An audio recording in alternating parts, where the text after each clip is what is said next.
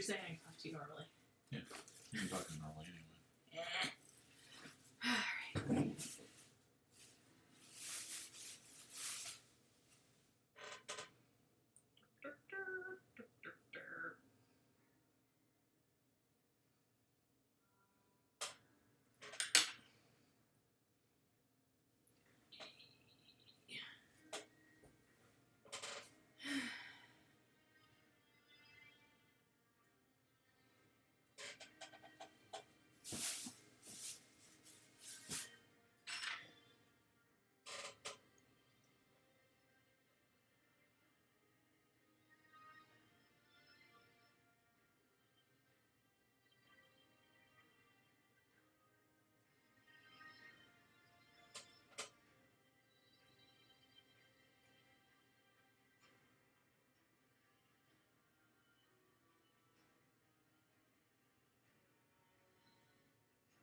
How do I watch the thing? Like, if I wanted to put up a link on the from my phone. Twitch TV, twitch.tv/monkeymania.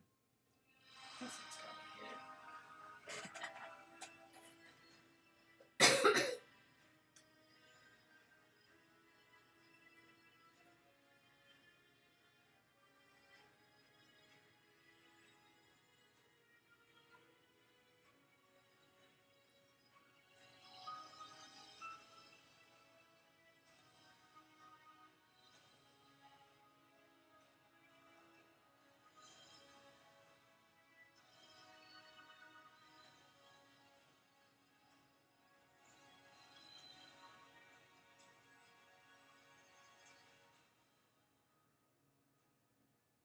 Did you put it on Facebook? Yep, just did.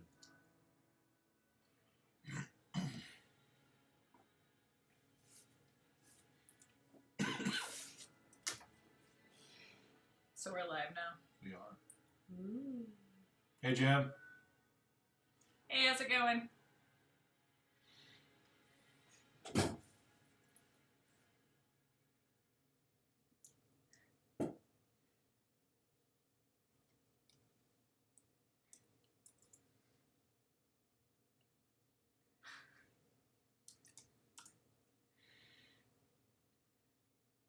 Hiya, Oscar Wolf. What? You're making fun of me. Not making fun of you.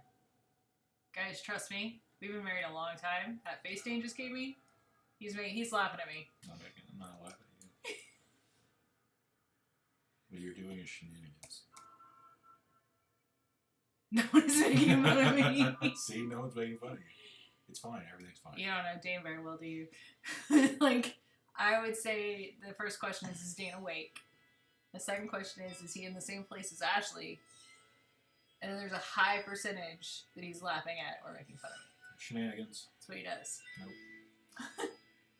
Who coughed? Oh, it's probably me.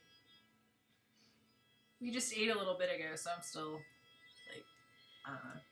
I tried to eat too fast to be done for this.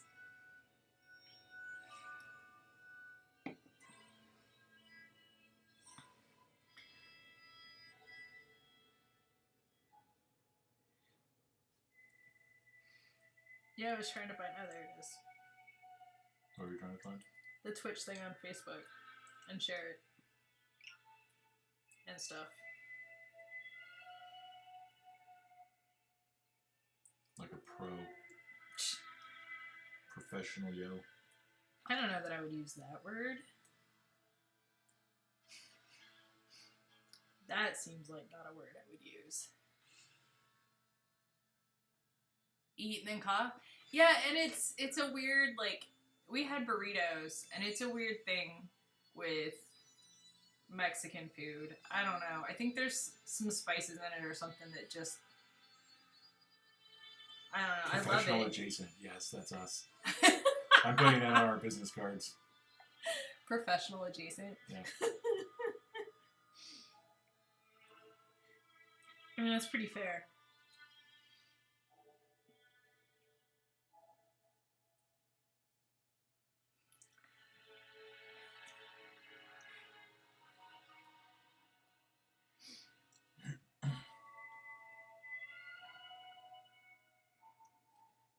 When when we talked about doing this stream, I was like, oh, you can draw the thing we've been talking about, and then people can guess who you're drawing. And then Dane laughed at me again because he knew that he was gonna have his picture up, so it wouldn't be a big guess. Can you guess who it is? It's a big secret. Yeah, not so much. Electrifying secret, even. Oh wow, that's terrible. You're not even a dad, dude. I don't think you're allowed to make that kind of terrible dad joke. I'm allowed.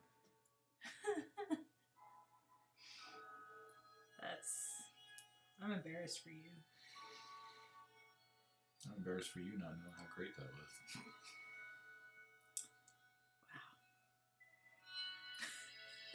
Wow.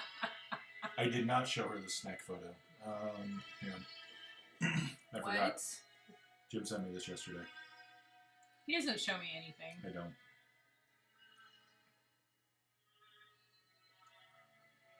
Oh my god, that'd be amazing. Like, we need to get some tires.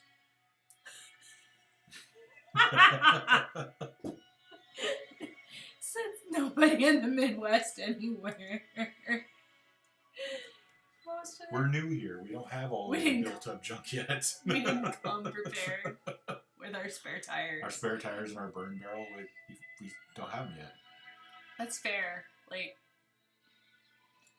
I'll admit that part of me just kind of thought that every house came with a burn barrel. We had 2 of them growing up, and I should ask Dad if he bought them or if they just came with the house. I feel like they came with the house. They just spontaneously appeared. Spontaneous. Hey, how's it going?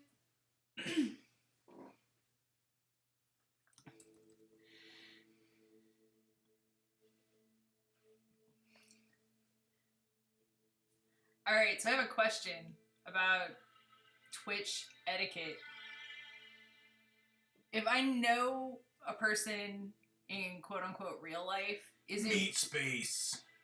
Is it weird to refer to people by their real names, or should I try to refer to people by the name here?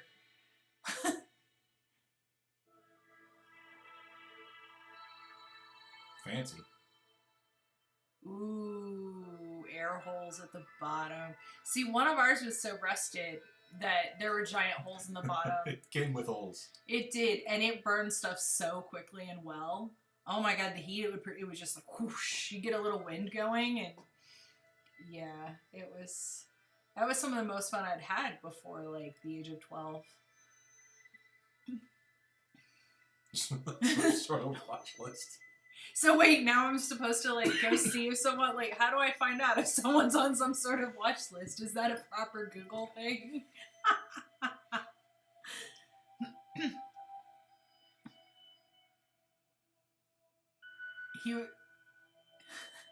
He was 90? Yeah, I'd be terrified too. Actually, I'm pretty my dad's not 90 yet, but I'm pretty terrified of some of the stuff he's talking about doing now. That people, like, actually physically won't let him do things that he wants to do because literally they've just closed stuff down.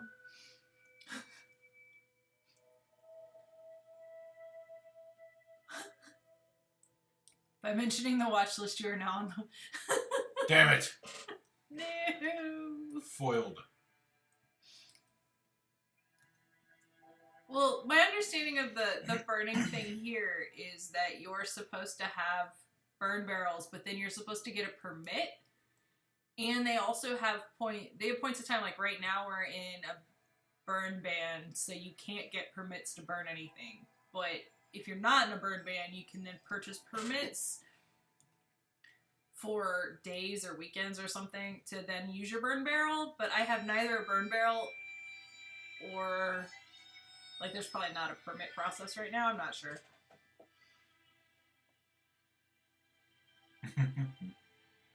Oh, wow. Okay. That's terrifying. A circular saw on a play switch.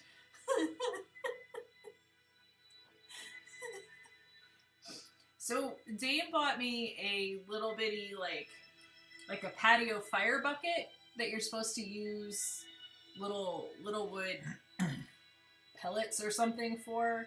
I don't know. There were directions, and they talked about wood pellet things. There were directions. We threw those right the fuck out. Well, threw away / use the paper to start the first fire in the fire bucket. You know, whichever. Yeah. So I've been using my tiny little metal burn bucket on the patio, but it's not nearly as efficient as a burn barrel would be. The Skull Fire Pit? Okay, I'm gonna have to Google that. To the Googles. No. Well, we're still allowed, like, there's all these rules about burning, but everyone's allowed to have a fire pit, so... You're allowed to use a fire for, what was it, ritual or religious services, or for food, like for cooking. Or so I burn things in my little bitty fire barrel, and then I roast marshmallows on it. Right. So and I feel like it counts.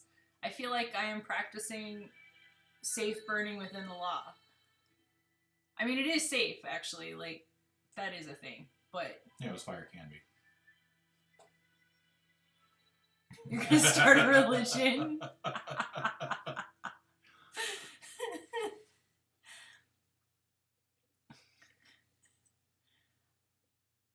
I mean... how many chickens do I have to join your religion? Chickens.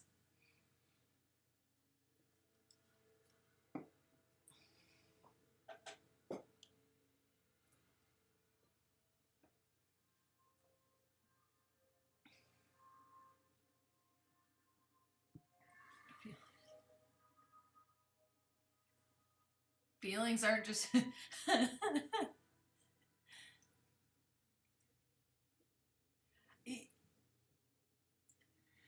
I mean, because I don't have a full burn barrel, I wouldn't need a permit anyway. I'm using a backyard fire pit that... which are technically allowed. They're allowed, and, yeah, it's on a concrete patio, so... and it's meant for, to burn outside. Like, I'm not using it inside or something stupid. So I feel like it's okay. Right.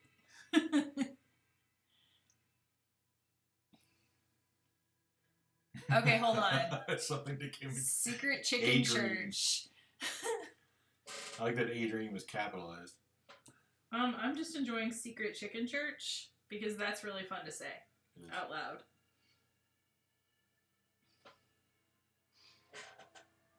Secret Chicken Church seems like a band name. It absolutely seems like a band name.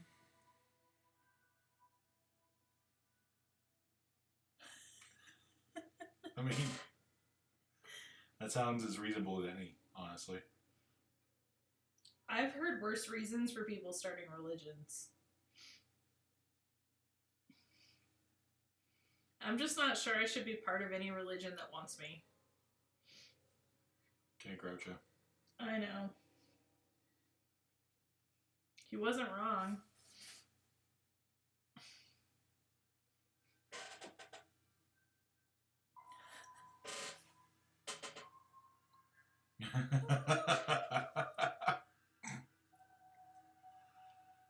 That's the thing I didn't know I needed until just now. A stained glass rooster crucifix. Yep.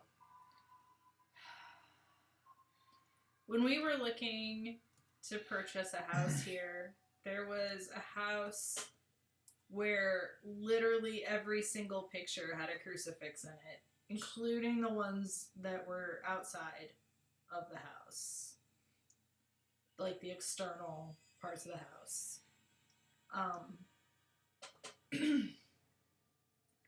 So now I feel like that's a thing to avoid. It freaked me out quite a bit, actually.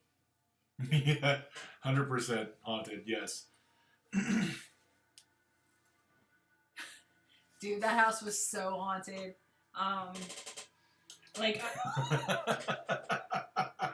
It should have. If it did come with a banjo, then like the strings would have been broken, and there would have like at And it least still two would have of been them. playing by itself. And there would have been a weird stain on it. Like, yeah, this house, man. Like, this house started out when we first started looking at the possibility of looking for houses out here at like $65,000. And last I checked, it still hadn't sold, but it was it was much, much, much less. So this house had many, many stories and hauntings. I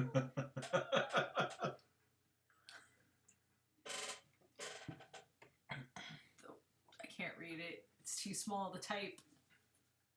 How old am I? I'm too old for this. Oh, whoa. Well, it was great until you lost it entirely.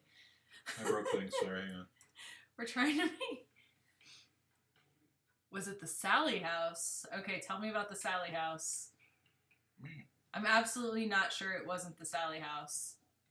Because I don't know what that is. And he, like, lost it again. Sorry, guys. I'm trying to make it so that she can see this easier. Well, it is bigger now, but you just have to quit covering it up. Boop. Alright.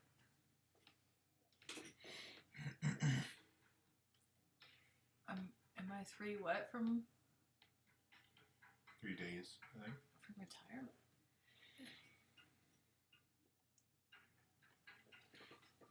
Let's find out. All right, we're looking up the Sally house. Dane's Googling it. Google. And you think it's in Kansas? Well, we're in Kansas. The Sally House has its own website. I'm pretty sure this house didn't have its own website. I'm pretty sure the people living in this house thought the internet was the devil.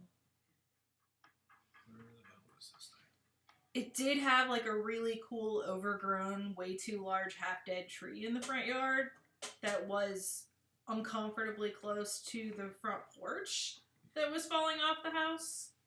So there was that bonus.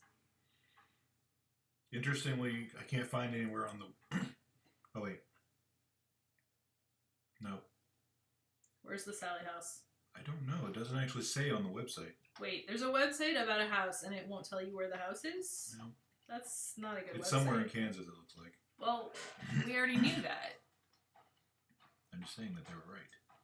Oh, it's in Atchison. Oh, that makes Oh, total right. sense. Atchison is supposedly the most haunted town in Kansas, so that makes sense. People, like, they claim to be the most haunted town in the United States, but... According to my friend Sean, who grew up there, it's only haunted by, like, meth heads.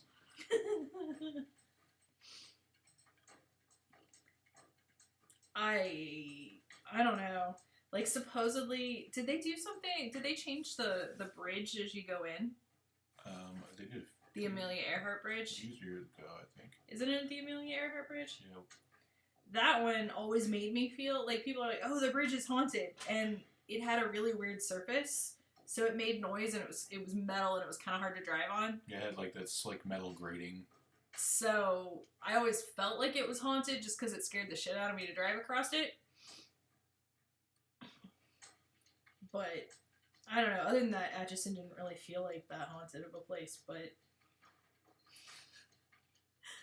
you know, BuzzFeed Unsolved. There's an Oh yeah, I'll watch that.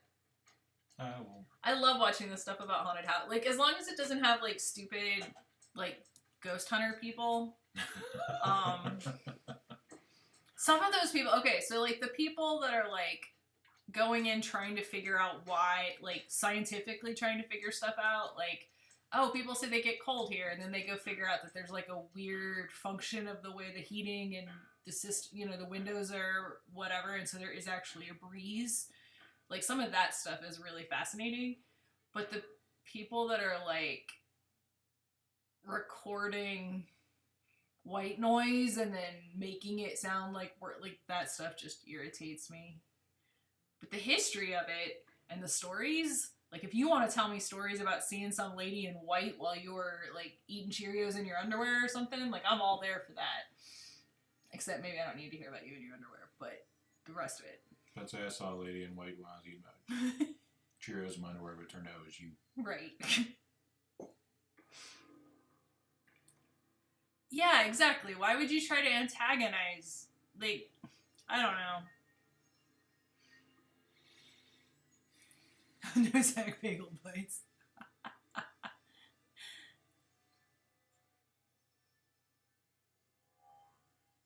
Yeah, that bridge, like, I don't, like I said, the surfacing of it, it's kind of a cool looking bridge. It just, I grew up near there, and I actually used to have cello teacher. My cello teacher was at a college there, so we drove there like once a week, and yeah, that bridge driving across it is just terrifying.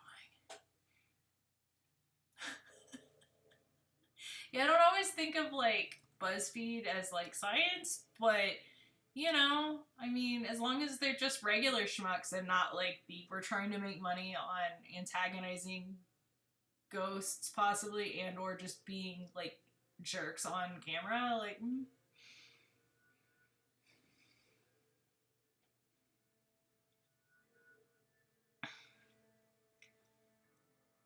I think some ghost tours are cool. I've heard about some that are cool, and I've heard about some that are like again, I'm all about tell me the history and tell me the stories and stuff. I don't want to be part of like trying to scare people. Like I'm not up for haunted houses, and I'm not up for like anything that's being disrespect. Like I don't know. I don't know if I believe in ghosts, but there's no reason to try to antagonize if there is something there.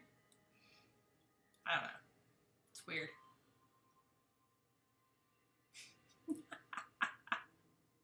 Antagonizing Ghosts. That's another band name. That's a great band name. Did I go? No. See, I haven't gone on any of this stuff, and I should. We found out when we were in Baltimore, the hotel we were staying at had a ghost tour. The Friday night we were there, but we didn't find out about it until Saturday, because that's the kind of luck we have. Well, we got back to the hotel. No, actually, we got back to the hotel. And I went and asked about it, and they were like, "Oh yeah, they just left." Oh, well, either way, we didn't find out about it early enough, and that would have been cool as heck. Why does it not surprise me that you know a guy? I want to go on a ghost tour. I think that'd be fun. No, we never went on the Shanghai Tunnels tour. I'm not a fan of tight spaces, so the idea of running around in underground tunnels seemed like a bad idea. I really badly want to run around in the sewers of Paris, though. The catacombs. I think that'd be fun as hell. Like...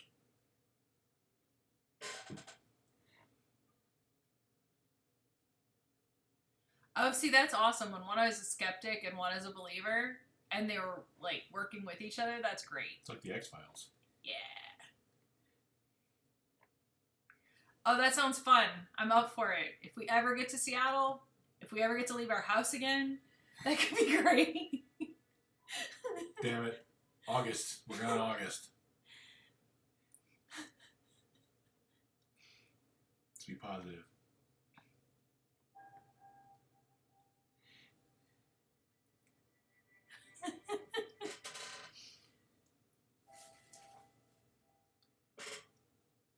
I haven't been listening to as much paranormal stuff lately, but I love the history stuff.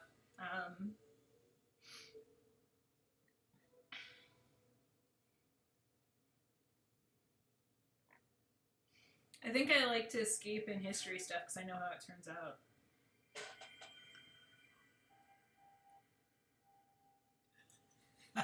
We are going to try and come up for Rose City if it happens. We're signed up. We've paid for our space, all the stuff that we're supposed to have done. So, fingers crossed. Like, so far, it's still the plan?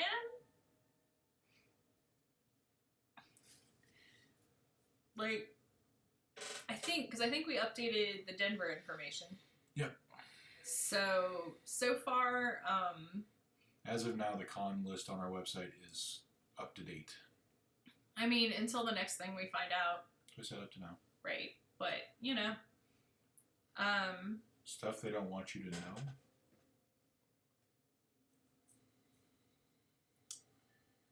feel like that's something my sister told me about. It's very possible. I don't know. No. I'm almost caught up on the History of England podcast.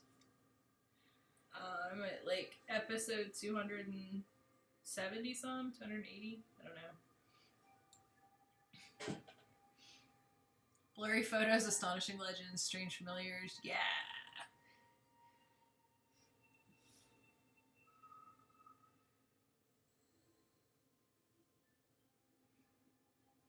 I love all of that stuff, and I love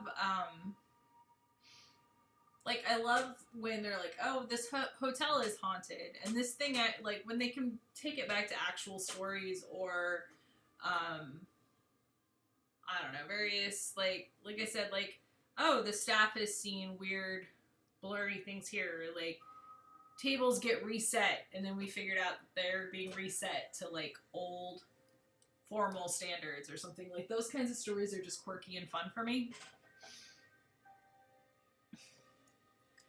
Monsters Among Us. Oh man, okay, you guys are getting us a huge list of stuff. The Memory Palace, Monsters Among Us.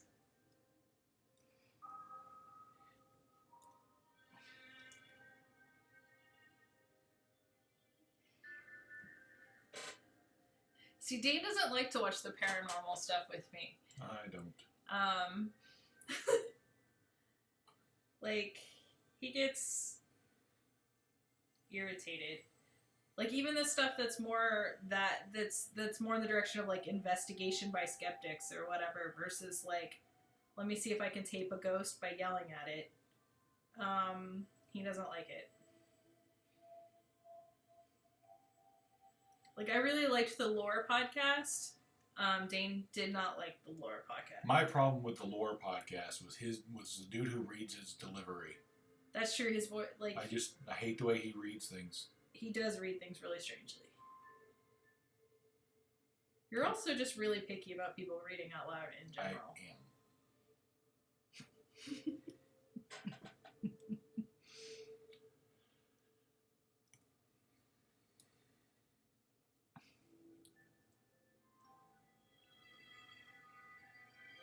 Mysterious Chicago? Archived Mysterious Chicago? That sounds fun.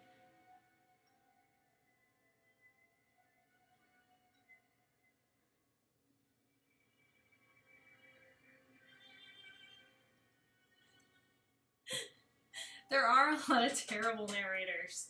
And I don't mind, like, I don't know, I'm less picky than Dane, I think. If the work is good. But I've definitely gotten spoiled. Like, if you listen to something that's been around for years and years and years, sometimes the older ones where they had crappy equipment can really, like, it's unfair, but it can really be a problem when you're used to, like, really nice sound and clear tones and...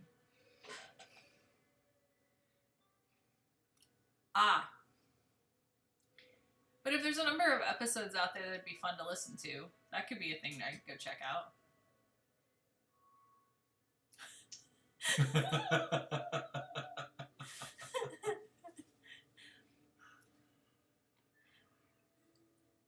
I mean, that's fair.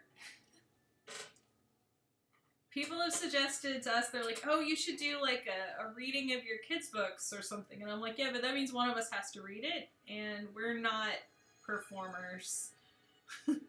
Like, that's as you probably could have told. Right. Like, if you've met us ever, or you know, we're watching this. Right.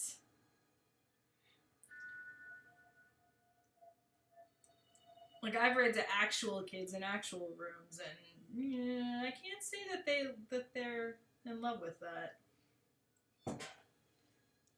Performer Jason. Not even really. In that I have sat next to great performers, yes. I am completely performer adjacent. Oh, that's really nice. Thank you. I don't know. Like, let's see how long this goes, because I might get bored enough to just throw stuff out there. You never know. But so far, I resisted the urge.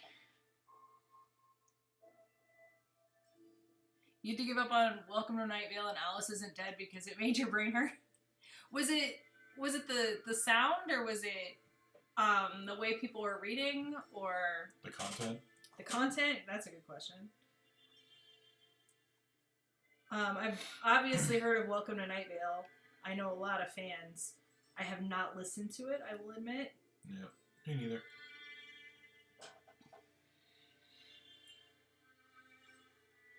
Is it still going on? Oh, it made you... there is a thin line between, like, calming and relaxing, and I'm asleep. I will agree with that. Boring. Dane, again, is pickier than I am about it.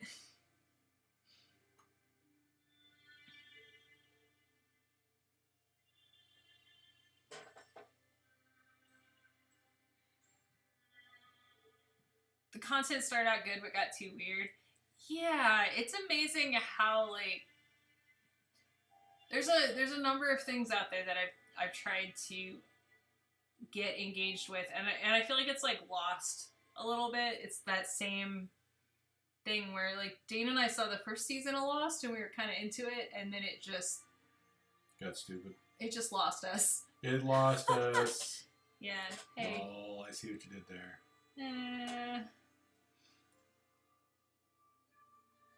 Aw.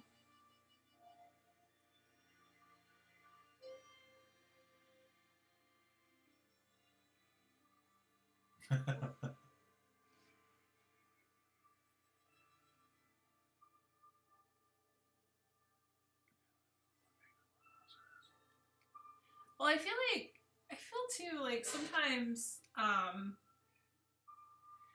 when things start out, people spend so much time, like, I know we do this too, like, sometimes you spend a lot of time shining the first couple versions of something, or the first, whether it's, I don't know, like, I felt like, how do I put it? Like, I felt like the very first book, Harry Potter book, was almost just perfect for what it was. Like, it really felt like somebody just spent so much time, like, she'd spent so much time just crafting every bit of it.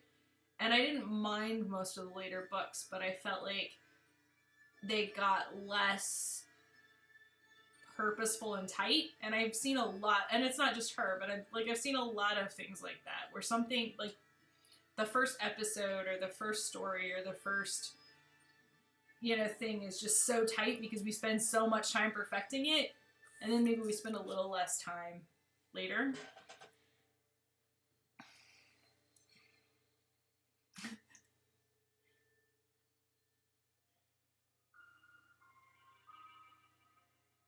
All right, several of you agree with the Night Vale issues. So is it worth going back and listening to early stuff? Like, because I know, like I said, I know a lot of people were super, super fanatical about it for a while. And it was a thing I always meant to go look at.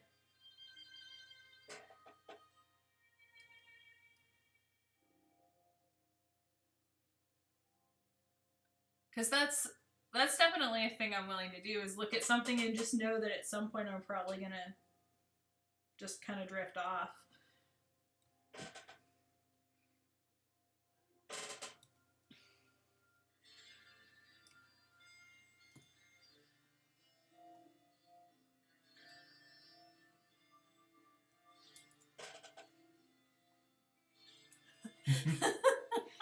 Good job, bumper sticker. I will admit, the Welcome to Night Vale graphic design early on was pretty damn good. Like, it almost got me there for a while, but at that point I wasn't really listening to podcasts because no time, really. So,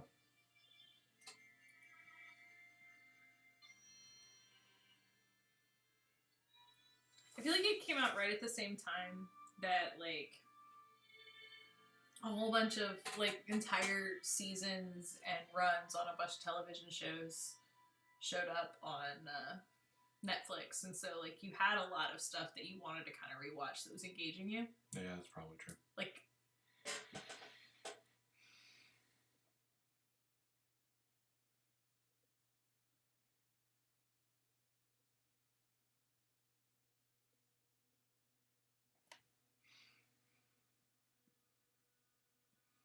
I mean, I've started doing more podcasts in the last year or two.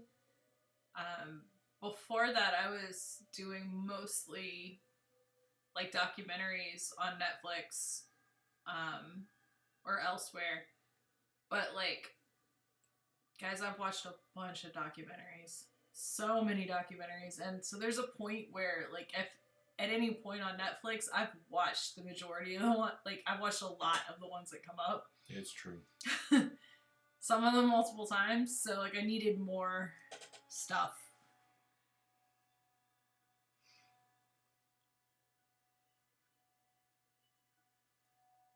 Boo. More like BooTube.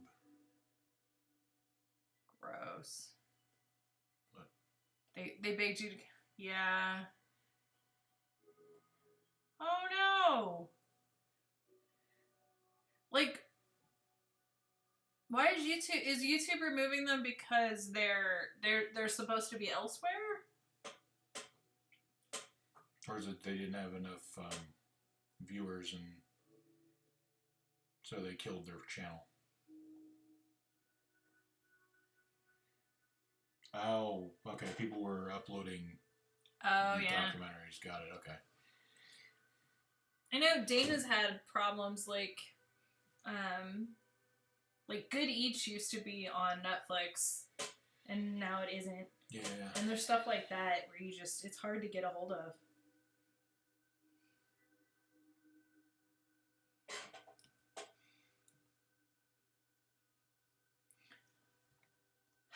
Yeah, Netflix has a large number of British documentaries, but they come and go. Like, you have to keep checking back. There's a lot of, like, I guess made for TV documentaries or, like, TV series documentaries, but they're BBC, and they're usually pretty good. For a while, there was a whole bunch of them out of, and I say a whole bunch, I think I watched, I don't know, 10 or 15 of them from Australia. There was a good chunk of those, and they were pretty good.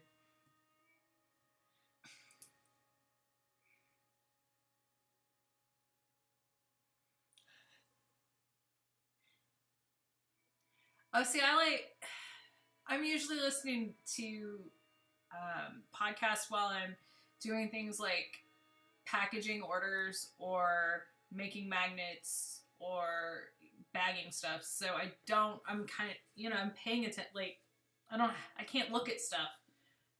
In fact, I've watched documentaries, quote unquote, where I haven't really watched much of them. And then if I rewatch them, I'm like, oh, I didn't remember any of what that looked like because I wasn't paying any attention to what the screen. So.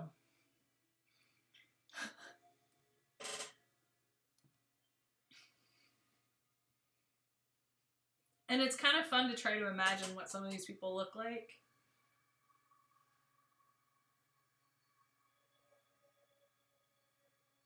I definitely do like the podcasts where you get a little bit of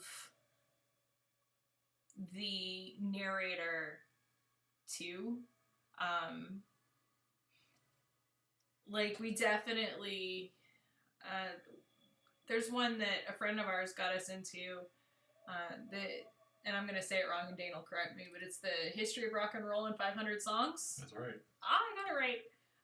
And after a while, like he'll talk about like basically what the going idea for something is, but then sometimes he has a different opinion and he'll talk about why he has that opinion and he kind of puts that in there. And I like that. I like it when people who have really studied something and really read up on it and really paid attention can kind of put their own into it.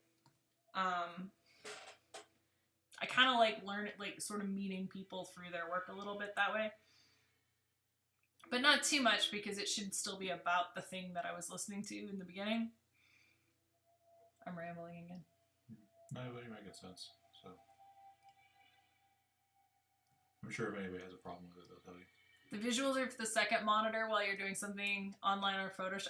Yeah, Dane watches TV that way on his giant computer screen and while he's working, and I couldn't do it.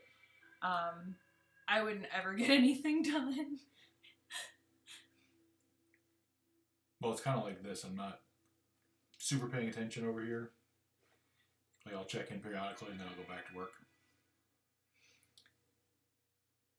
I've been listening to a lot of the SCP Foundation.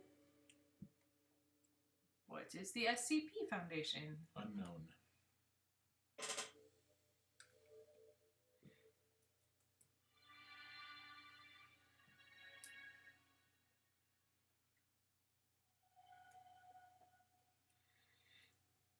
I'm Googling. Tap, tap, tap, tap, tap, tap. Hopefully it's not that loud. It's not. I'm doing the sound effects so that people know.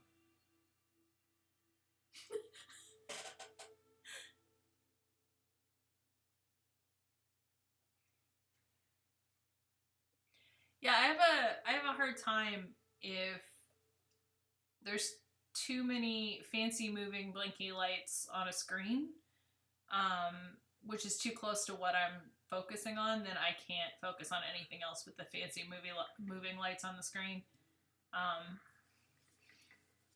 Yeah.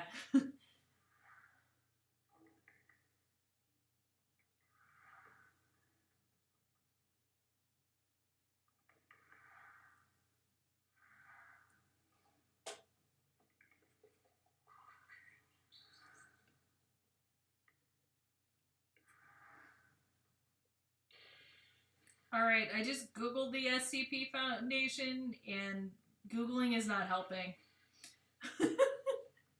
I still don't understand what any of this is.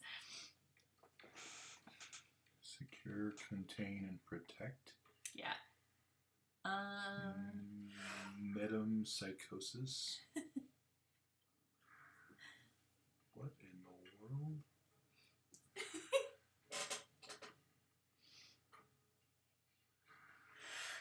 All right, then. And now I've distracted Dan from his work. Meanwhile, back at the ranch.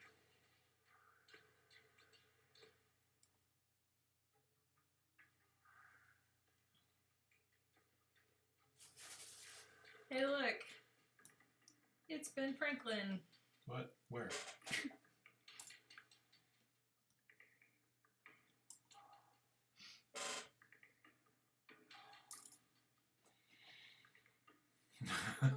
Infinite toilet paper.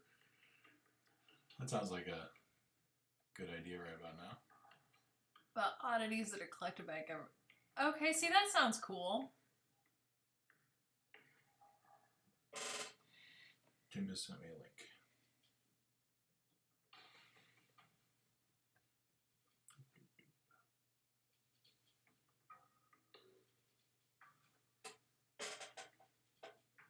Oh, it's the wiki for the SCP thing.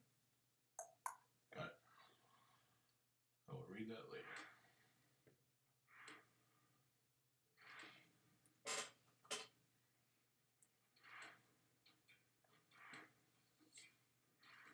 Yeah, I didn't realize my we got me an external keyboard for my laptop for when I'm at my desk. And it apparently drives Dane insane. It's so loud. I can hear it in my office, which is a separate room, I mean, divided by walls in a hallway. we do share a wall. And you probably should close your closet door. And that'd probably help. Yeah, maybe. That sounds awful like shenanigans.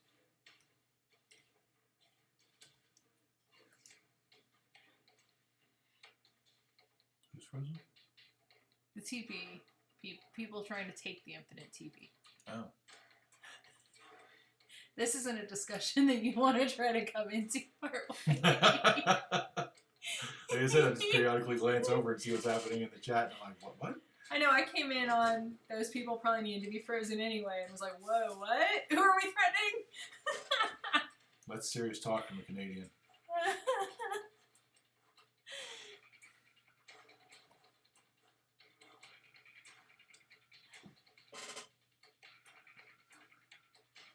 Well, and I like the old school keyboard where you get the resistance of the key. So that's what I got. It turns out Dane does not like me to have the old keyboard with the resistance of the keys. I'm fine with you having it. It's just super damn loud. Dude, I can tell when you're in a mood or you're trying to like you're having problems focusing because your music or your TV or whatever you're paying attention to goes up and up and up. And I can hear it through the wall.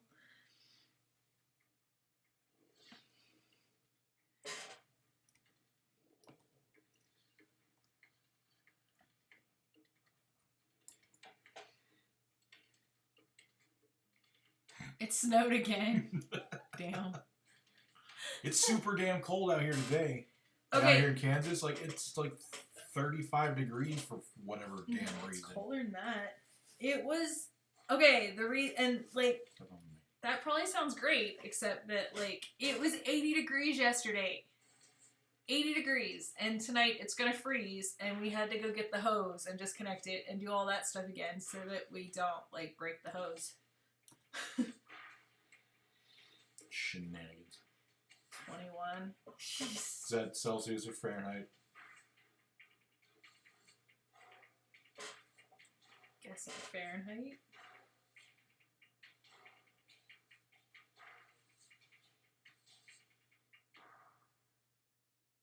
That's true, because like 21 Celsius is not that cold, right?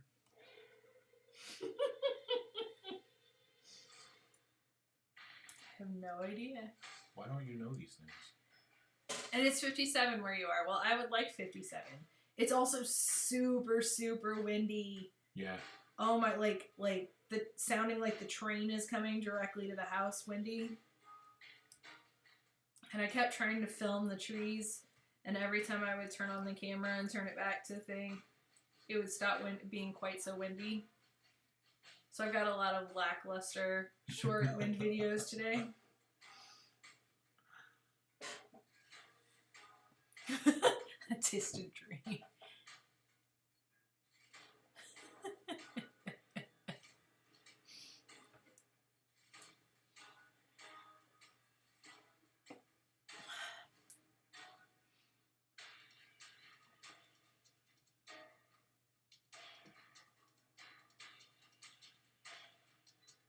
I'm like, so I've gotten used to the idea that Kansas wind is different than like Portland wind certainly was, but no, it's not tornado. It's just windy.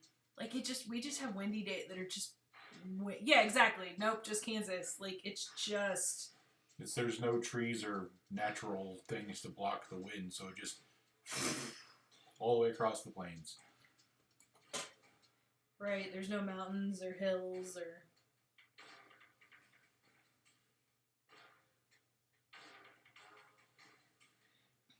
Till you get to Colorado. Basically. Halfway through. Yeah.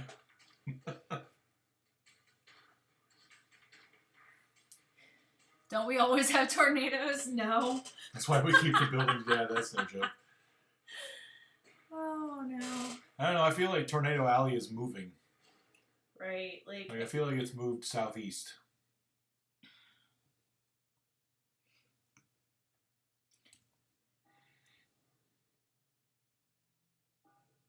I don't know. At least we got some thunder again. We had a short thunderstorm yesterday. That was Real fun. short. Just long enough to drive us in from doing yard work. So that was kind of it. Yeah. Not complaining. I am. I was going to roast marshmallows and burn stuff. Well, okay. There's that.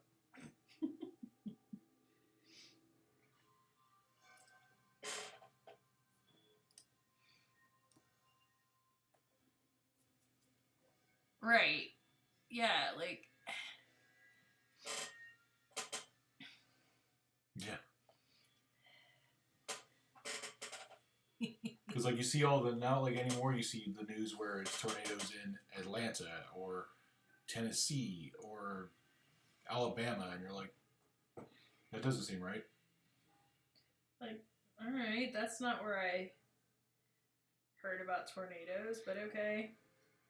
But, you know, climate change is weird and bad and not existent.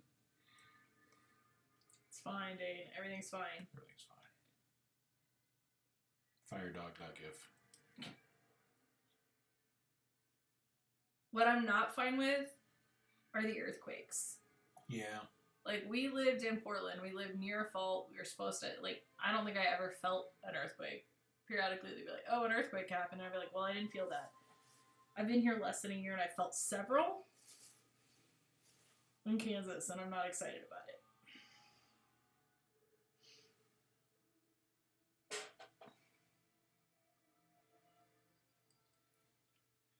Yeah, see, that's the... I feel like the tornadoes are definitely not in the same place that they were when I was a kid.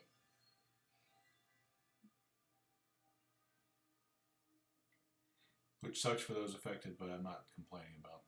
I mean, I'm not gonna be sad if we don't get hit by tornadoes. Especially as we don't have a basement, but... Right.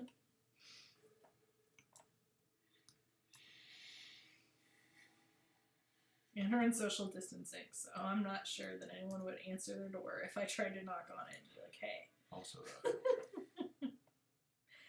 I mean, I'm not sure anyone would answer their door now anyway in our neighborhood. They'd put up pictures on Facebook and be like, who are these weirdos trying to get into our house?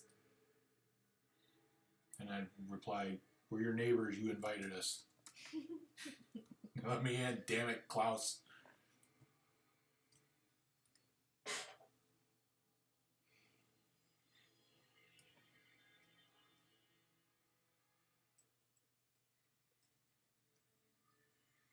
I mean, Portland had a lot of I don't know about individual people per se, but definitely like the fire service and the public, like the government and public service had a lot of preparation plans for the big one with the earthquake. But yeah, the first one I really, really, really remember feeling and being like, holy shit, is this an earthquake? We were sitting in the help me out, Dane. Oh, we were at the Toyota dealership. Right, we were getting our brakes fixed. And we're just sitting there, and I thought that like one of their giant doors was coming down, but then it just kept going, this grumbling feeling or whatever, and I was like, what the? And then we're all looking around at each other. But those are apparently new since the fracking in Oklahoma started, is what I'm told by people who would know better than us. Right, like our realtor that grew up here.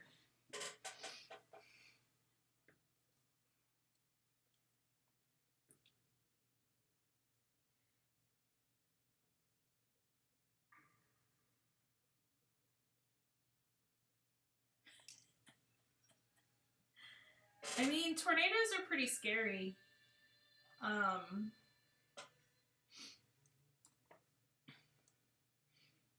But like, I don't know. I think hurricanes are really scary, like compared to tornadoes. Eh. Because for the most part, tornadoes, I mean, they're stronger, but they're smaller. The thing about hurricanes is you can kind of prepare for them. I say as someone who has lived through both. I mean, yeah, but like...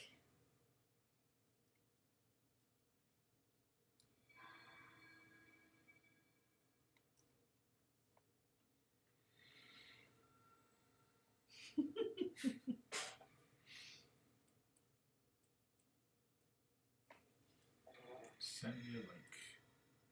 I like links. You want to be at Disney for a hurricane? Why? That seems like not a great idea. Yeah, I think fracking is a terrible idea. And I think most people here would kind of agree with you on that. Like, I thought it was terrible before, but... Hey Jim, if you want to post that link in the chat so other people can see this. This is kind of interesting for anybody who cares about the Tornado Alley thing. Yeah, share with the rest of the class.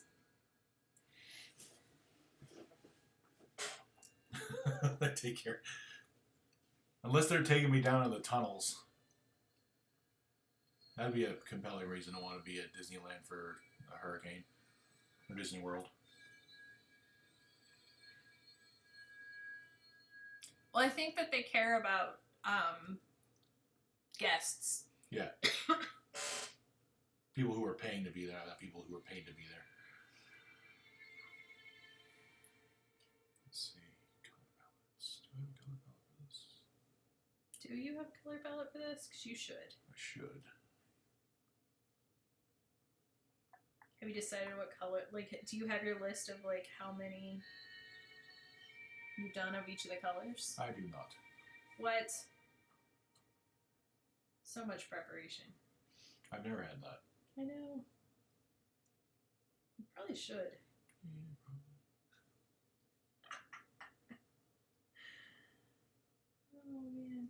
Should we ask what color Ben Franklin should be? I mean, we can. The choices. You did it. The choices are like yellow, green, blue.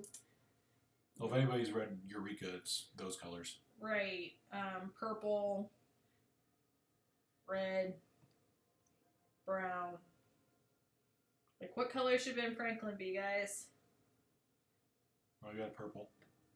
We got a blue. We got two purples.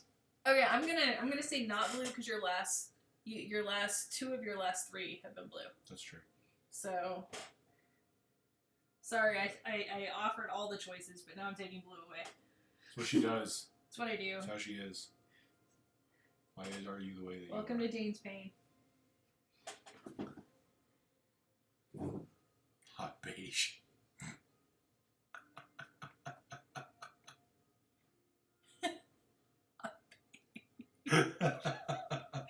Taupe.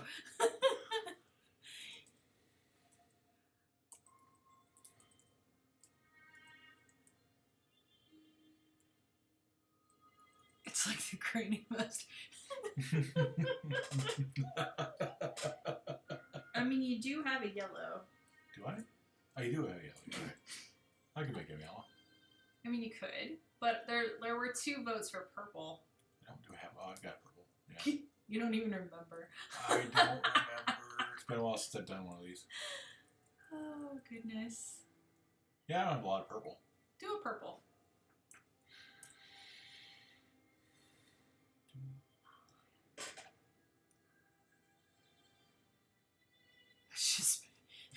It's just marriage.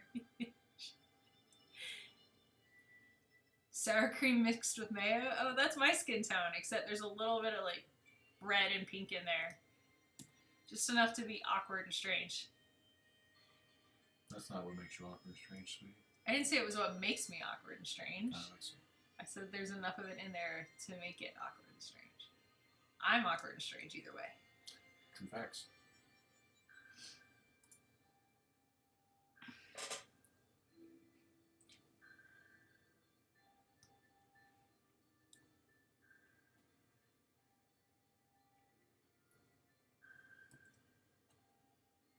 So Dane's got a huge list of other scientists that we should be working on.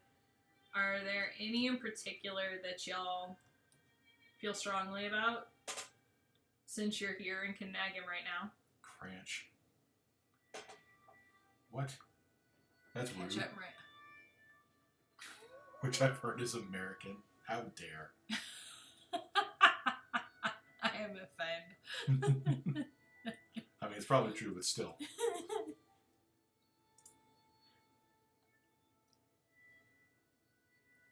Oh, I should have specified. Yeah, because Bobak is awesome, but they've got to be dead. Dead. And so no Bobak. No Jane Goodall. Definitely. Oh my gosh. No Tyson. No DeGrasse Tyson. Anybody says Jane Goodall at this point gets smacked because we're that makes Don't smack anybody. Jane Goodall Don't smack people. verbally. Okay. Bad. Don't wish death on Jane Goodall. Is what Yes. I'm saying. Right. Okay, I'm gonna butcher this last name. Sergei Korolev. Korolev, yeah. Russian Basically the Russian version of Werner von Braun. With less Nazism. Yes. That would be cool. He is definitely on the list.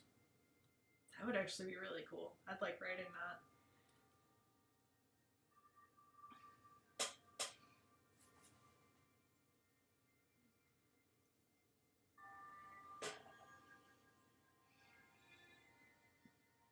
Next book, Rad Scientists Who Haven't Died Yet. Then you feel like you're just like daring the universe. At this point, that's definitely tempting fate. We've done Curie. Yeah. Curie was in the first Eureka. I can show her to you. Ooh, what? Here's my Curie. Let me show you to her. Her to you. Yeah, Curie. She was one of the first. Ooh, du Chalet. Chalet? Sounds familiar.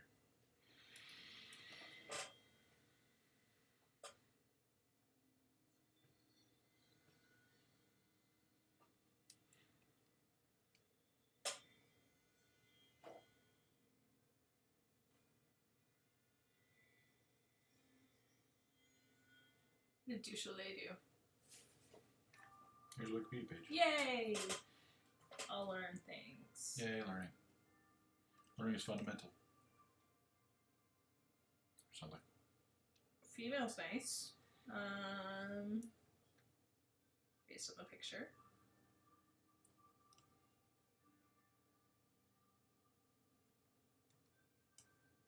French natural philosopher, which I think is like biologist, mathematician, physicist, and author. She translated and did a translation and commentary on Isaac Newton's Principia. I might be saying that wrong, because turns out I don't know Latin. What? Sorry. Let's go into the fancy schools. Wow, her translation of that is still the standard French translation today. Well, there you go.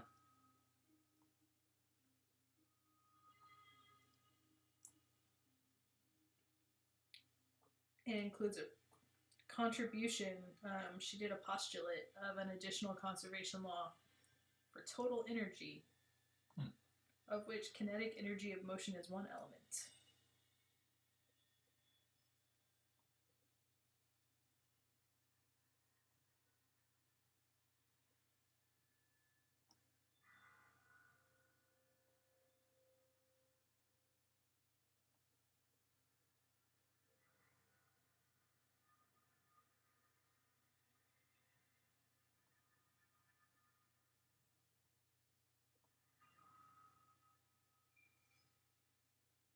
She wrote a book called The Foundations of Physics. Yeah, put her on the list, babe. To list. Do it. Oh, I guess I should be paying attention.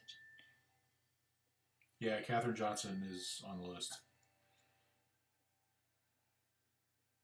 Unfortunately, but yeah.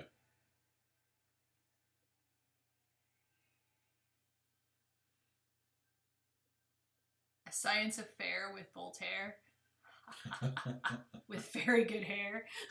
I see what you're doing there.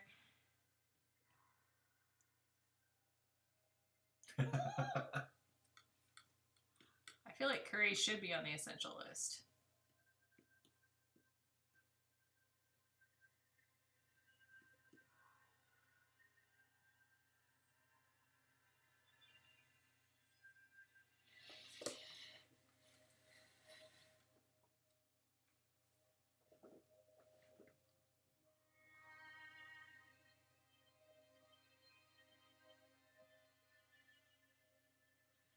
Wait.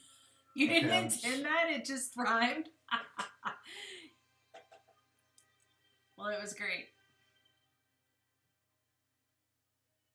Which part are you? I'm coming back through all of it now.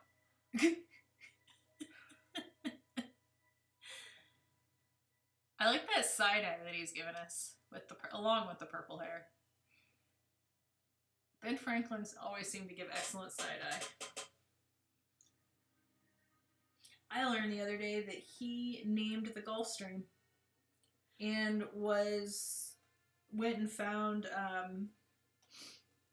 a mariner, and together they made the first map of the Gulf Stream. It's true. Yeah, who knew?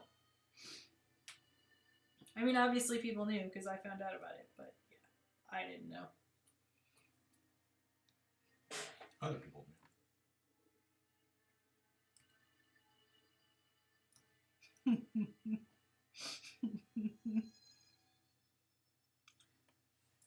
I'm going to say that last name wrong. Gauss? G-A-U-S-S? Gauss, yeah.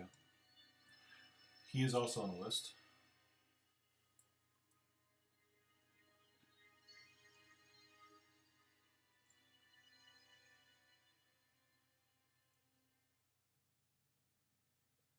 I don't think ordering from a place that's 10 blocks away makes you a monster. I feel like as long as you tip nicely, it could be across the street. No lie, I would 100% order from a Mexican place delivery if they did it. And they're like a mile away.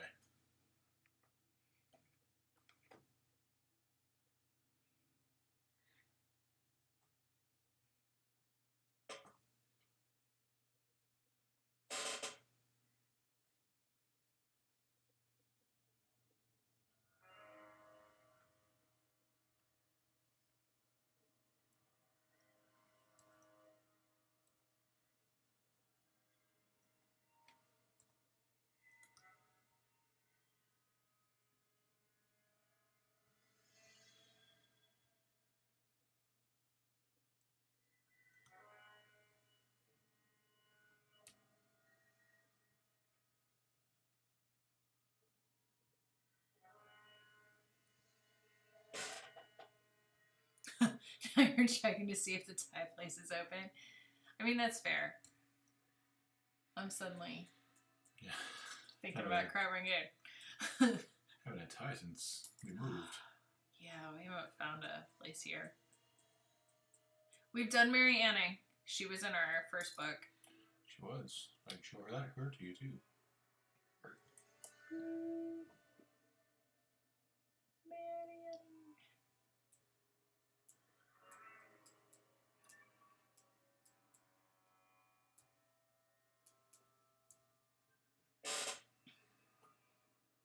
Woohoo, it's always better when you don't have to call.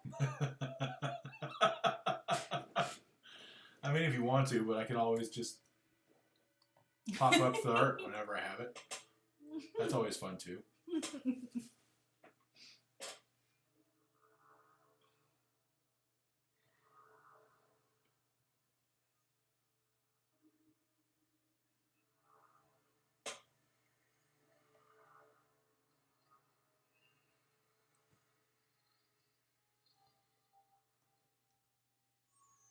I think we need to have a movement where we start wearing frilly cravats more often.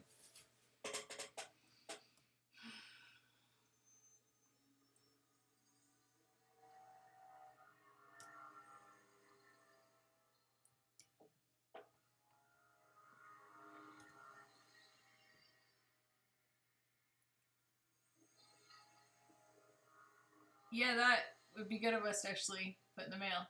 Oh, yeah. You'd forgotten about that, hadn't you? I had. You're bad. I'm bad. You're bad at what we do.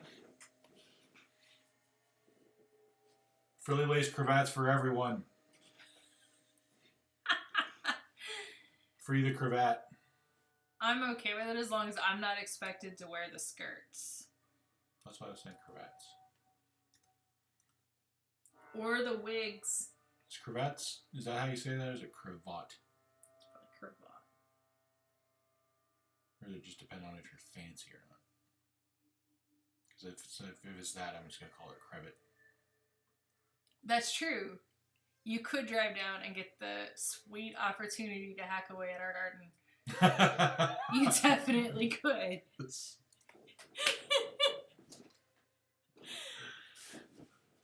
I'm certain that that there will still be plenty to hack away at. Waistcoats, yes. Waistcoats and overcoats. I don't think knickers. We don't need knickers back. Those seem uncomfortable. The tight pants that would end at the knee.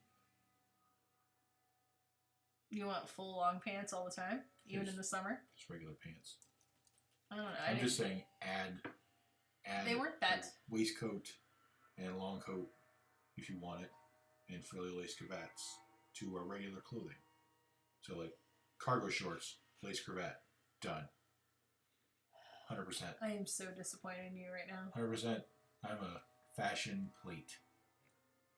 Why? Why would you talk about frilly lace cravats and cargo shorts in the same paragraph, much less the same sentence? Why not? I know approximately 3 things about fashion, and you just broke like all of them. Are they all that cargo shorts are the best shorts? Waistcoat and sweatpants. I'm all for trousers for all.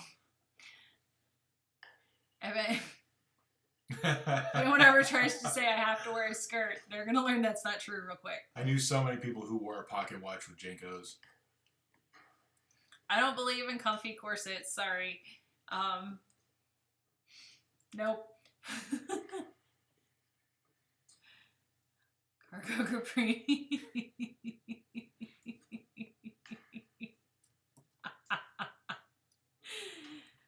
Oh no. No. Danger's over here looking proud of himself and nodding, guys. Mhm. Like, I'm telling you, he's not even ashamed.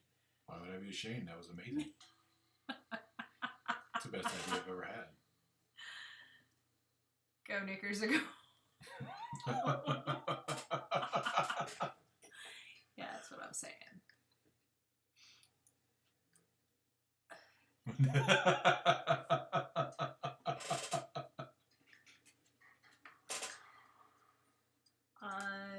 Yeah. No goiters. We have iodine and salt and stuff. I don't need that.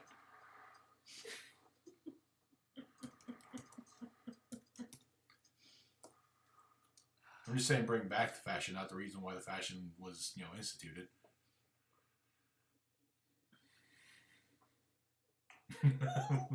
Look who's fancy without my goiter. Oh my.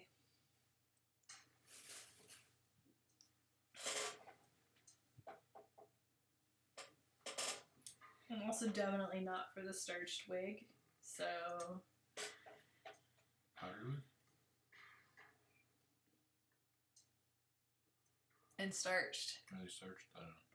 Like, See? there was neither stuff is in Ben it to Franklin. make them stay, like. I'm just saying Ben Franklin can be our guiding light because he doesn't wear a wig. And he He's took lots all of about the baths. skillet. He took baths. Right. People thought he was weird. Skillets. Probably because he took baths, like, cravats. in his front yard or something. I'm almost certain there was a thing where he took baths in places people felt uncomfortable about. You'd say that, but I think that they wear. Don't they still wear the starched wig in England in Parliament? I thought it was in court. I don't know the difference. One is court and the other is parliament?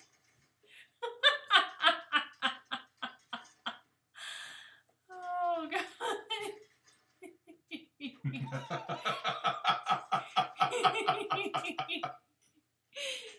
It's fun. I can't. Oh my God. They wear the wigs in court in Canada too. Oh, court. I thought you meant like royal court. No, I was like court, dude. You meant Like, law the court. same. Got it. And I was like, no, they're like 2 different bodies of government. I honestly thought you meant like Queen's court. Yeah, or please something. imagine Donald Trump with an ill-fitted wig. I'm pretty I sure we already always hate it, like see he's- that. That's not unusual. His fancy with court in parliament. Oh no. Oh gosh, I gotta admit, I'm gonna enjoy the research process for Mr. Ben Franklin. I know he caused serious consternation amongst his neighbors. I'm very much looking forward to figuring out why.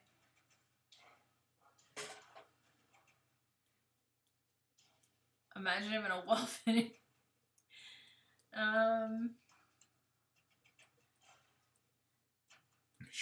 The quitters.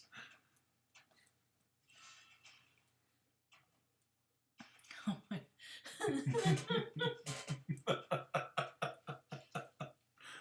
We're going through and catching up on the chat. Yeah, I kind of love the idea, honestly, of like our legislature or Senate, either one. If like they all had to sit in there while they were talking, and they could basically just be rude and passive aggressive to each other in person instead of on Twitter later. I think that we'd have a better system here. Like, I see some of the stuff that they stand up and talk about. It's only getting filmed on C-SPAN, like no one's in there. And I think if they had to say that nonsense to other people who are laughing at them, it would be better.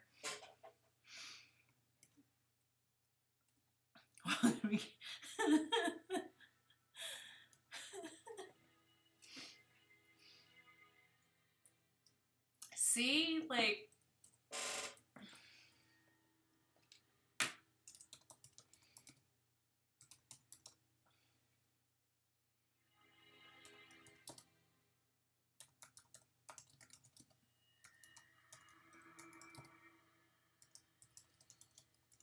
that reminds me, I've got to write postcards to our senators and our rep about the post office.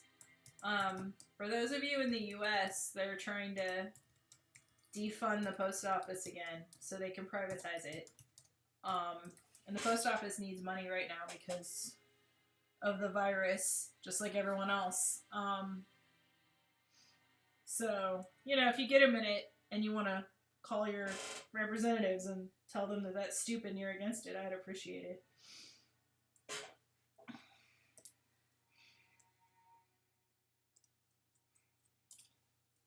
Yeah, we definitely need mail. And we need mail everywhere. Like, that's the thing, that the stupid politicians keep comparing the post office or trying to compare it to UPS or FedEx, but they're not the same.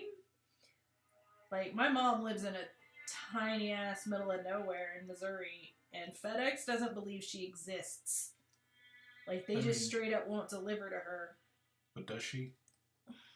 I mean, she texts me, so I'm gonna assume so. I don't know. Does anyone exist? I haven't really seen anyone. Very deep thought.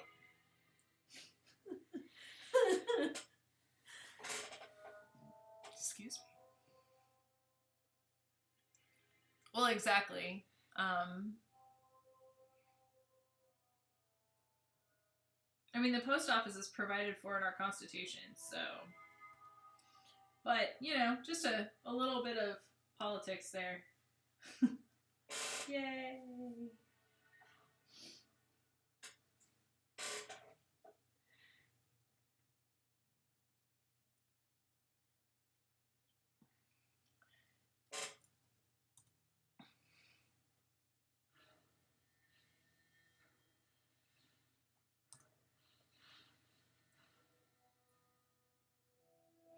Well, I've already seen, like, Senator Merkley from Oregon has already had some choice words about they're not trying to help out the post office. But I think it's helpful when they can refer to numbers and just say, like, I've had this many constituent letters or contacts about such and such topic.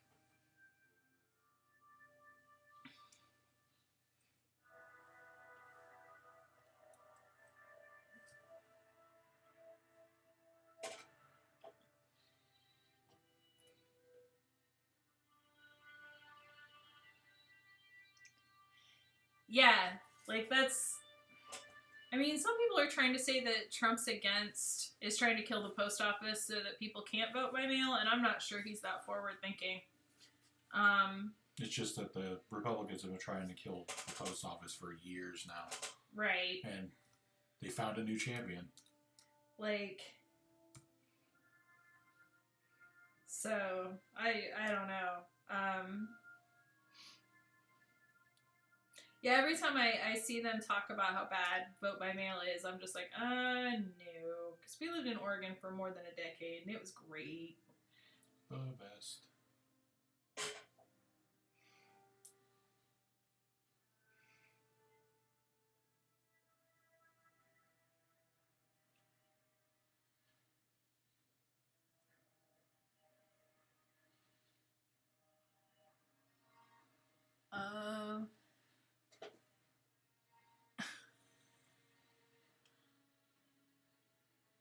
Ha! We just had our first mod thing. Neat.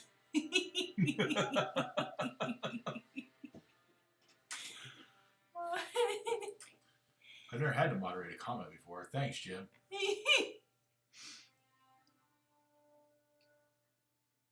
Oh yeah, I definitely think that he's probably easily manipulated. Like, that's where the malaria drug thing came from. Mm-hmm. But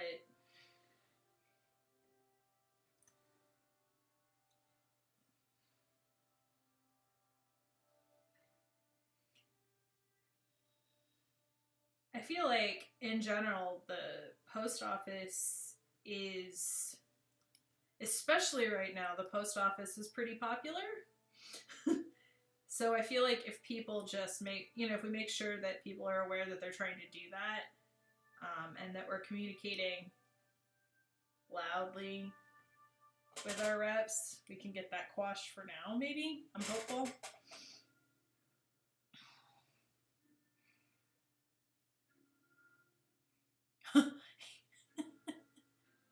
Yikes.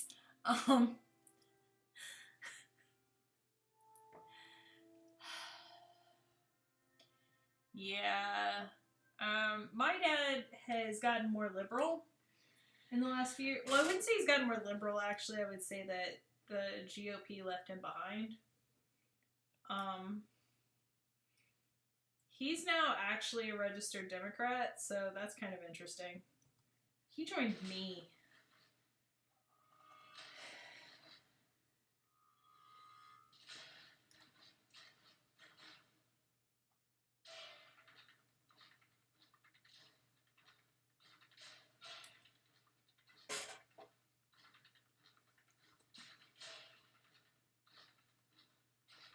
Yeah, like, I feel like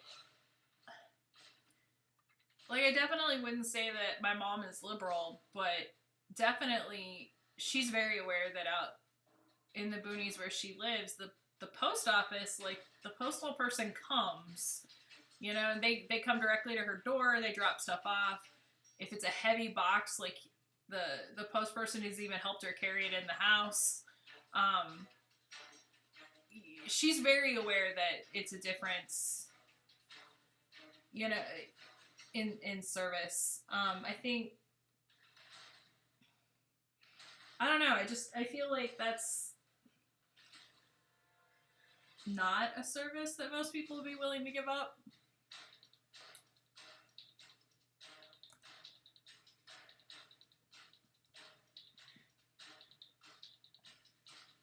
Oh, Gunsmoke is way, way better than Fox News. Gunsmoke all day, every day, instead of Fox News. God, yeah.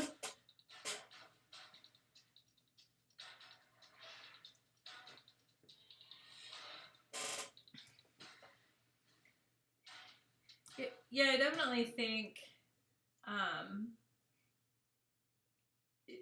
it's been weird watching my parents retire, and I can definitely see a difference in terms of the media that they're engaging with and how it changes their perceptions of things.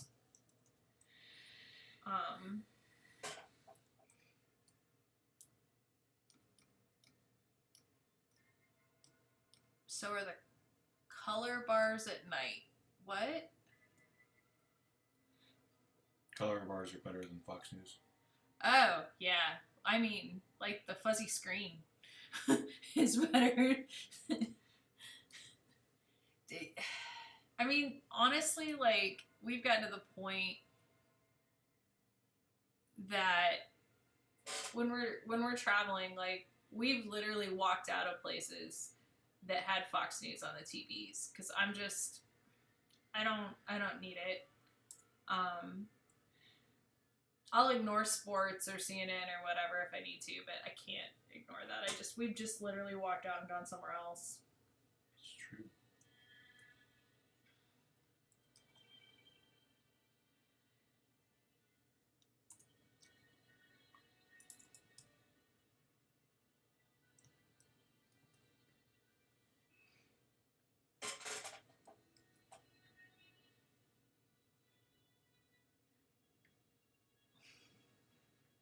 Man, Andy Griffith used to annoy me, and I don't remember why, but as a kid, I just did not like it.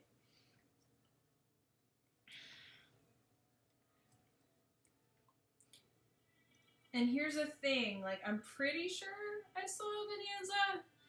And also, wasn't Dallas a show, or I don't know. But I got all of those mixed up. Yes, Dallas was a show. Right, but that's what I'm saying. There was a whole series of the, like... Dallas wasn't a Western. I know. Oh, it was... What was the one that was... I don't know what I'm thinking of. I don't either.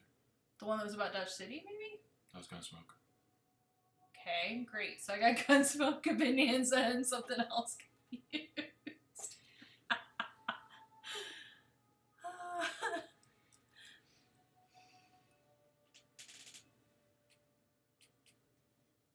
Little Joe. Little Joe is a groper. That's a thing to just suddenly read. Hold on. Oh, Andy Griffith. I was like, whoa, what? I was like, who the hell is Little Joe, and when did he get in the chat? Kick him out. Kick him right out. Oh, Dallas versus Dynasty. Right. Okay. The Rifleman. See, there's a whole... The Rifleman and Have Gun Will Travel and all those old 50s westerns. Oh my gosh. I saw just enough of those as a kid to like know that they were things, but not get a clear idea of which one was which.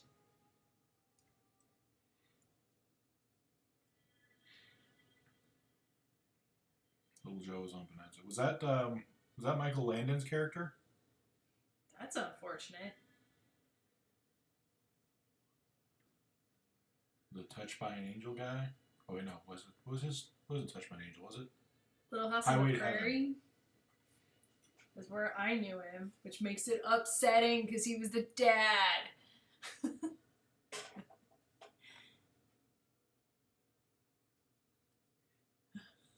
Oh no. I'm so upset. My childhood ruined it.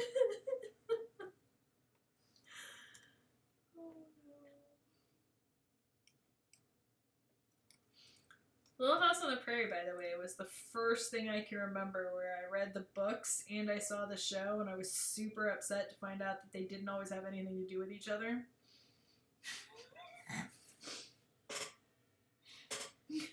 Little did I know it would be the first of many, many, many such disappointments.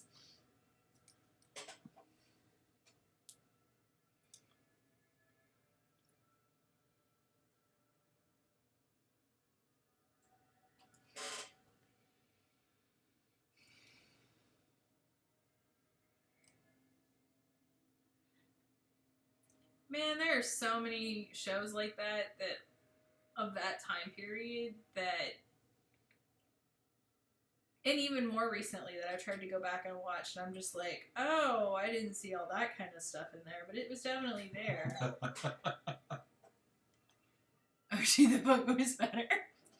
I mean, just like, it didn't occur to me that if something was based on a book, it wouldn't just be the same.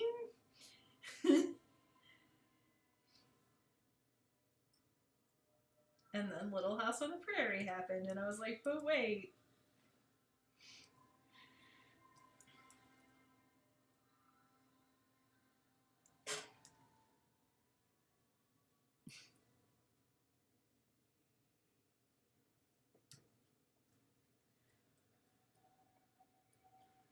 Oh my gosh, so much Batman and Gilligan's Island. Yeah, the 60s Batman TV show was the first Batman I remember Yeah. ever getting.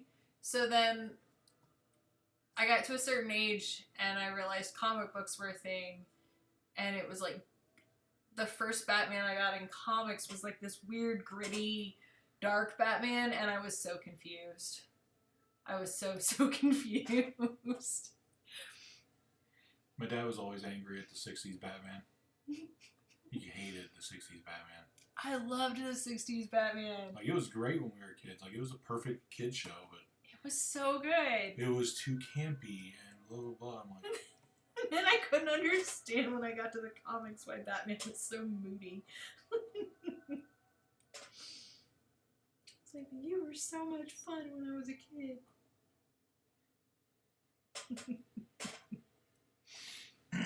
I'd go over to my friend's house to watch wrestling when I was in middle school. Bikini gravy? Ew. What? Ew. That's such a waste of gravy.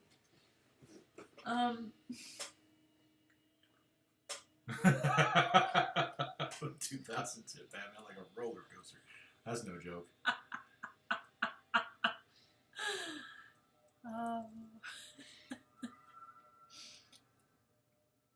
My sister watched wrestling when we were younger. I never got into it. I can still remember still remember watching that I don't remember what year it was, but I think it was SummerSlam when Lex Luger beat Yokozuna for the first time. Like, nobody had ever beaten him, and it was such a big deal.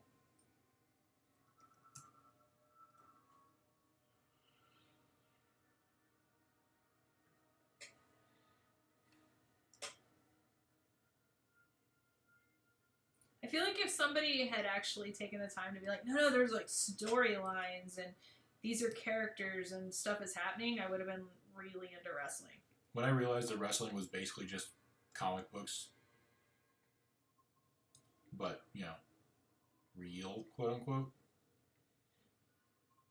I was kind of all in there for a while.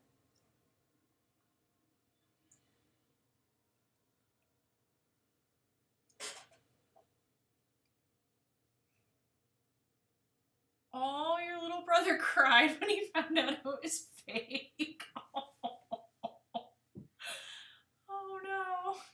Oh my gosh, I knew so many Undertaker's fans. Like, again, I didn't watch wrestling, but I knew who the Undertaker was. I think at one point I could have, like, recognized his entrance song. Like, I knew so many people that were into the Undertaker. Oh, I can't. No, not Hulk Hogan. I can't. At one time, sure. Unfortunately, I think he got too much TV. We know too much now. I know too much. I don't know.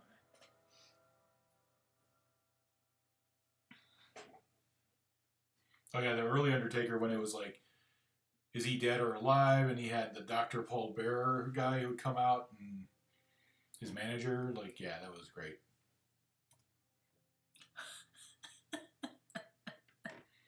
Oh yeah, the Hulk has had too much.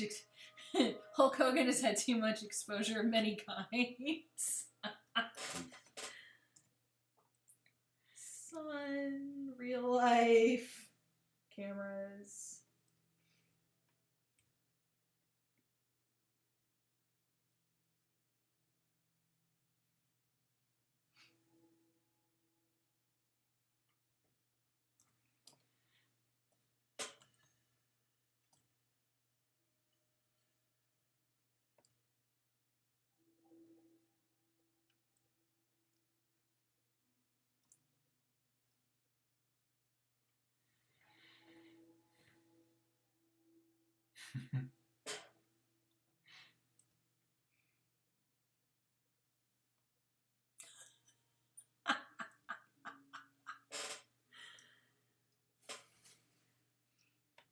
I wonder if there's a place to access, like, old wrestling stuff. I think they have like not a pay-per-view, but like a streaming channel, right? That might be fun to put on for a few days. Oh, really? Jim says he was at SmackDown the night that The Rock got blown up in an ambulance.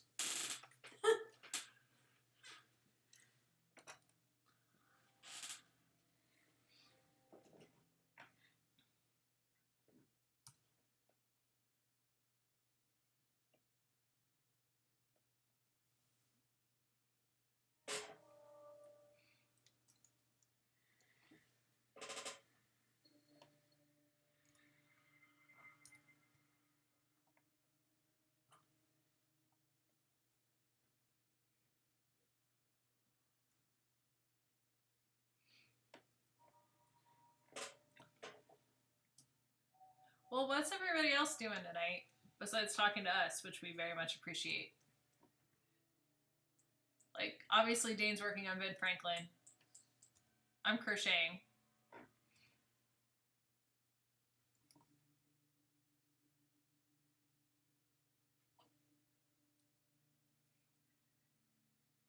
Yay, knitting a sweater! You're gonna need it because it keeps snowing. Writing an RPG, awesome. Test prep, what are you prepping for, if I can be nosy? Trying to figure out what you're gonna do. You're gonna order Thai food, right? I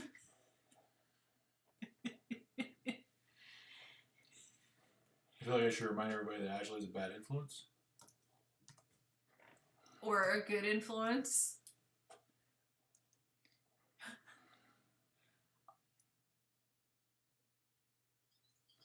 Watching TV and working on a helicopter model. I would like to see pictures at some point. That'd be cool.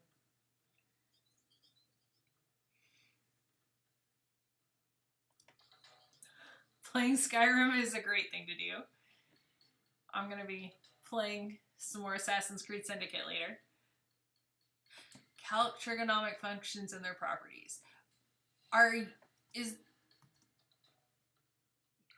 You're prepping for your test on that stuff. Ew. Math. Yeah, I get trying not to spend too much money on that stuff. I really do. Which is why I was trying to be a bad influence for you versus us.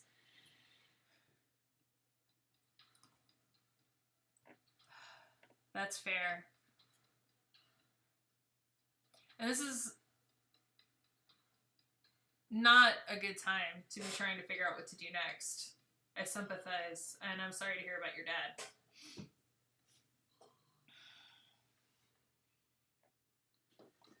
Mill MI10.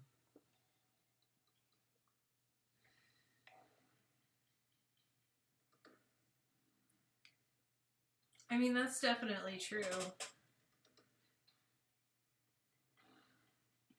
And at this point, when you're splurging, you can feel not only like you're doing, like, it feels good to do that, but also you can feel like you're doing a local place a favor, which is nice, too. Like, more so than usual. So you can eat delicious food and feel like you're a good person.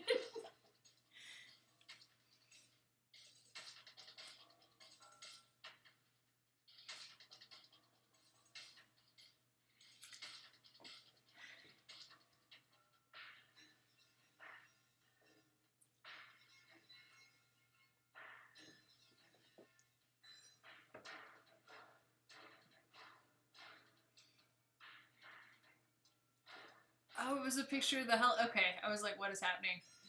For a second there, I thought the Mill MI10, I thought I misread it and I thought that was mythologized. Tweeting that or posting it, I was like, what is this? And then, because I didn't read I saw the color, not the name. So I was like, that doesn't make any sense.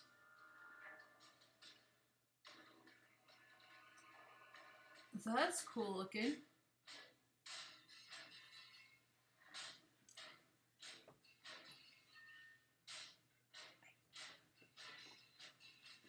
Ooh. Oh, see, then that's the best plate. Like, It's even better when you actually already have a relationship with the place and feel like they deserve to survive.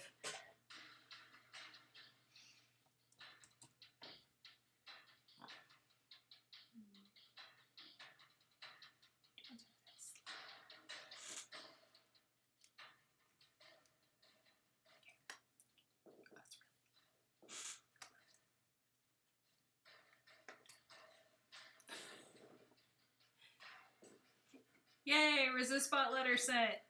Oh no. Finally got it done, released, so that's good. Yeah, I feel like Resist Spot's been under a lot of strain recently. I really look forward to the day when I can give Resist Spot a break. We're having a lot of feelings. Yeah, tomorrow I'm going to be sitting down and writing up loads of postcards for Patreon, so I'll probably be including several for our representatives.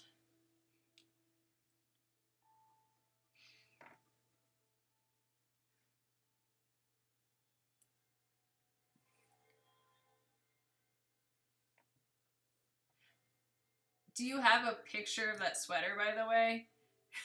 Yay! I'm glad you love postcards.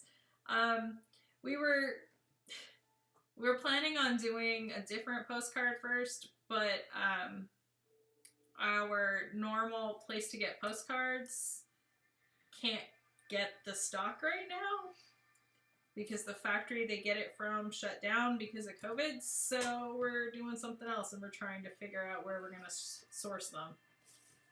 Fun stuff. Yeah.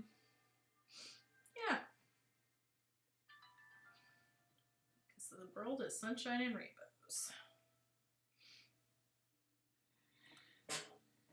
And lollipops, I think, right?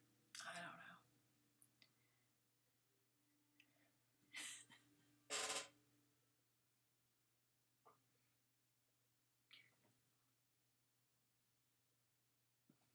Well, and I don't know about y'all, but I always feel when I'm writing a thing, like for some reason I feel like I should fill the entire space.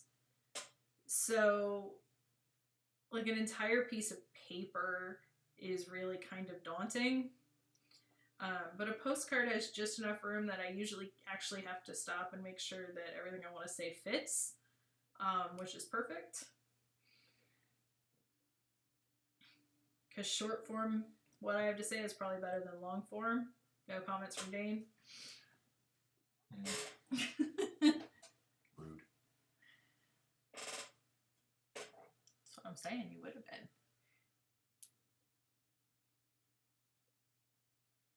I can't believe you've knitted entire sweaters before. I mean, I can believe that you have knitted entire sweaters before, but I find that amazing.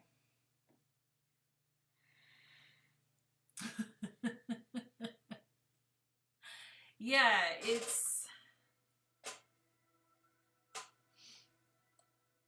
and I don't know why. Like, I don't know why I feel the need. Like, there's blank space. I should fill all of it, but I do.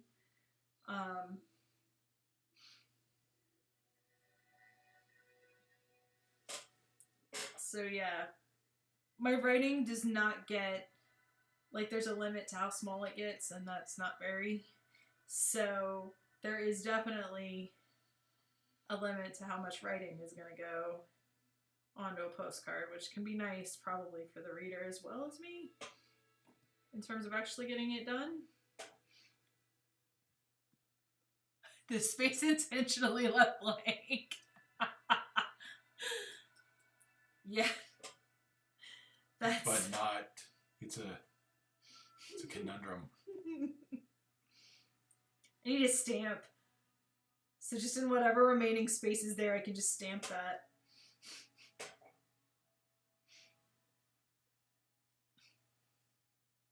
Make me a stamp, Dane. Okay.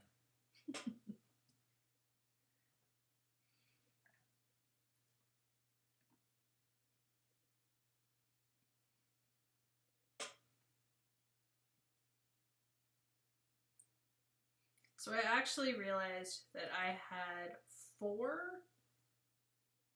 Afghans in the process of being made. So I finished up the last one I was working on the other night. Yay! The purple and white one. And now I'm finishing up another one that should be done later this week at least. Because maybe having 4 partial Afghans laying around isn't the best thing. Or maybe it is. Forehead tattoo. Face looking tattoo.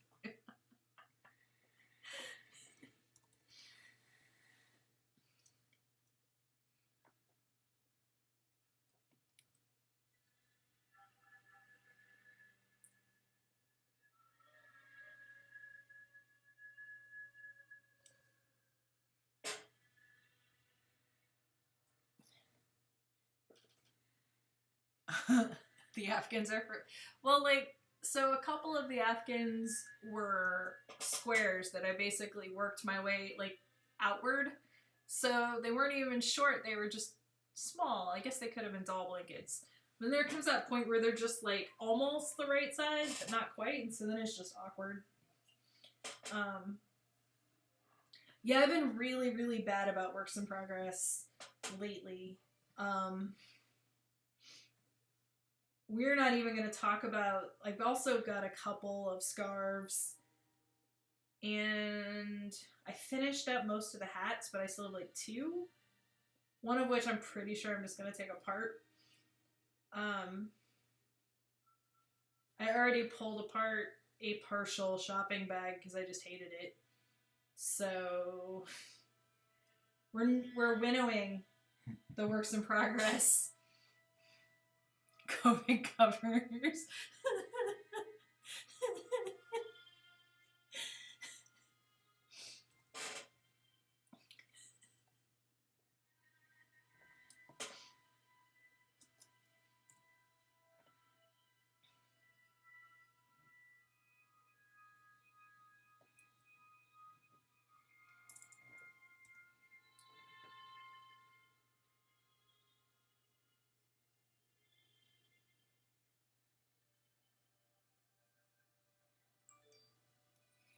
Well, there's one of the things I actually thought was really cool. In downtown Wichita, there are a number of bronze statues of people and various knitters and... Oh, I like... Ah! You made it small! Dane's distracting me by showing me the sweater. That's a really cute sweater. It looks comfy. Various knitters and crocheters and such would make hats or scarves and then leave them on the statues for people that needed them to come get them. And I thought that was really cool. So I might do that this next year. Because I didn't really realize that was a thing until later.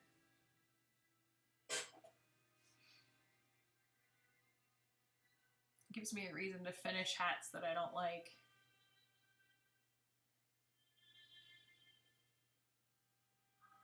I mean, we've got Afghans of various lengths. Actually, some of the shorter ones have been great for Dane when he's working, because he's got a rolly chair, and if it's too long, then he rolls over it and rips it. True. So having a slightly shorter one means that he doesn't shove his foot through it or roll over it and rip it. Which is preferred. Right. I made him a Ninja Turtle themed Afghan a few years ago, and he put his feet through it. And I haven't figured out how to fix it yet, so... Yeah, that wasn't because I was on my chair. That just happened. It's because that's what you do. You put a lot of pressure with your feet when you're not paying attention on the blanket. I was just sitting. Uh-huh. Try and make up shenanigans. He needs a Snuggie. I mean, maybe. So, he's convinced he wants footy pajamas, But I think he'd die of heat stroke. Just because I want them doesn't mean I should have them.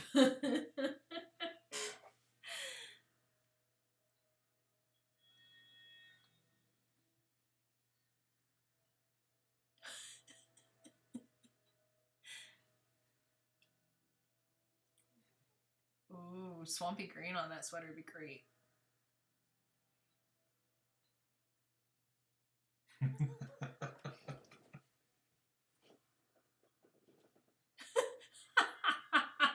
I apologize. We keep making you put on pants. Hey, what's going on? You're not on camera. Oh, right. Dean just I waved. just wait. Just. I'm super dumb, you guys, just so you know.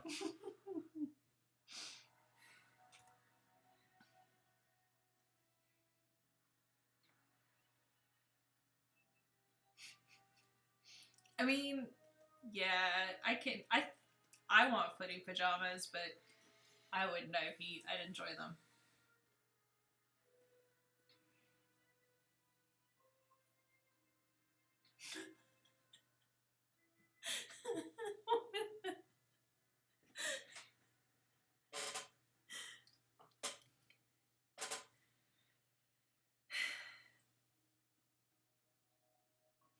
I've thought about dyeing my hair many times over the years, but I've never been brave enough.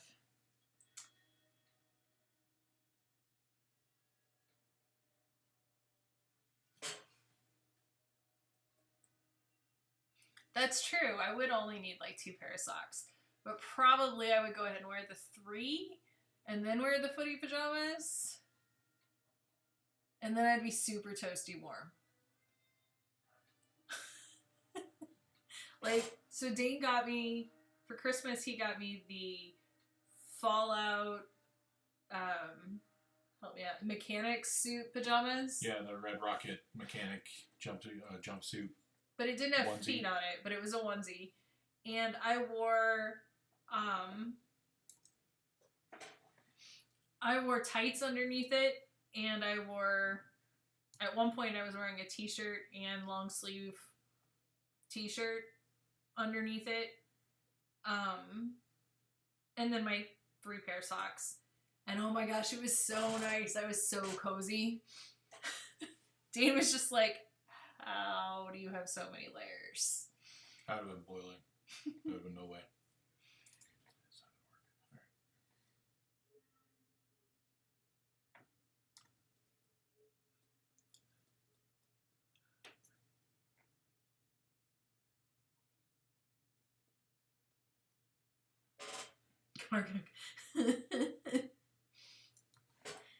Dane thinks about shorts all year long, but here he definitely does get too cold for it. Definitely can't hear.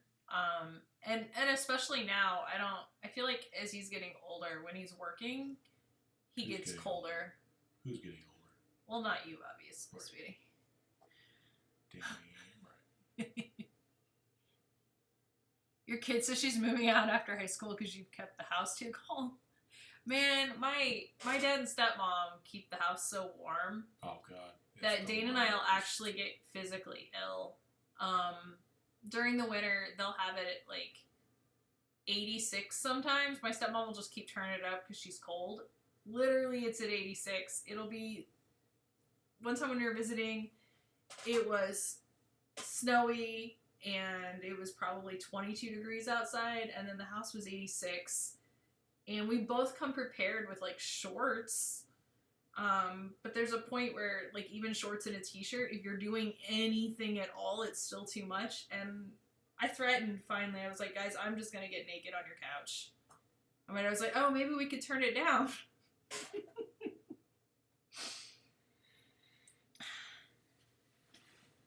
Who could afford... You know, I wonder that, too. Because I'm super cheap.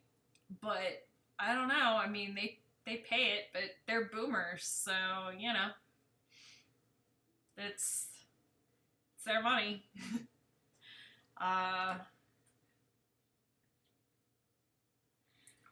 But she'll have it at like 86, and she'll be wearing Like, she will be wearing multiple layers. I will say, like, she will be wearing a sweater. So it's not like she's in shorts and a t-shirt and demanding that it be in the 80s.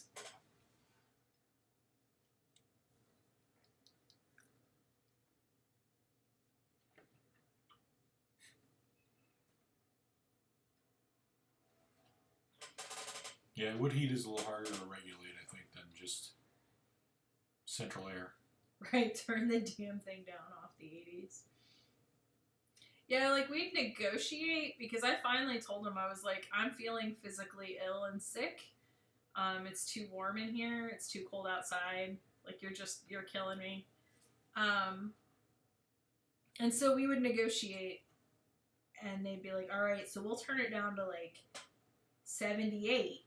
And I was like, cool. I will continue to change if I'm going to leave the house into real clothes, and then when I get back here, immediately go into shorts and bare feet and a t-shirt.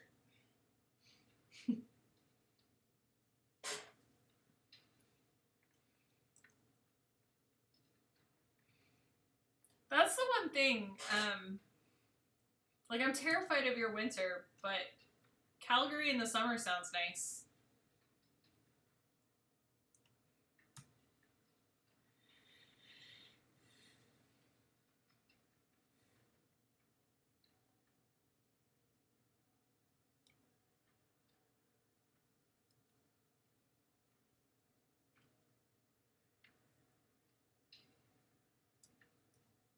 I don't know. Like, I definitely understand that, especially as you get older, I think it can be possible to get colder and all of that. I think I have a little bit, but man, here I'm still cheap. Like I said, I wear 3 pairs of socks, so.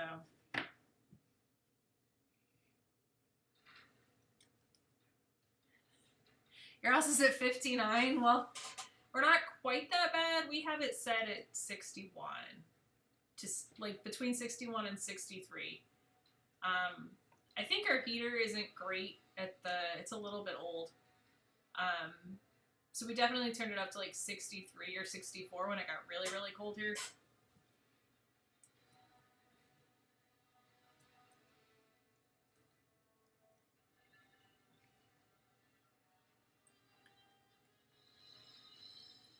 I mean, I feel like the heating is expensive mostly just because we have a much bigger house than we did before, and the heating is different.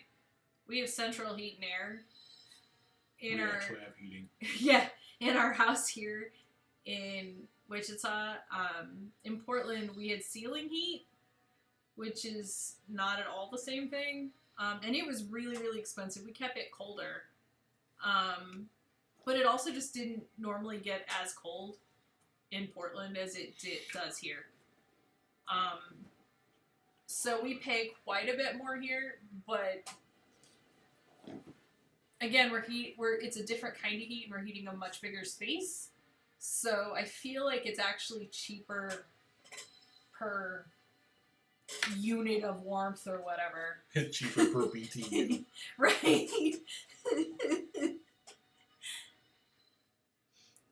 Ooh, heated socks.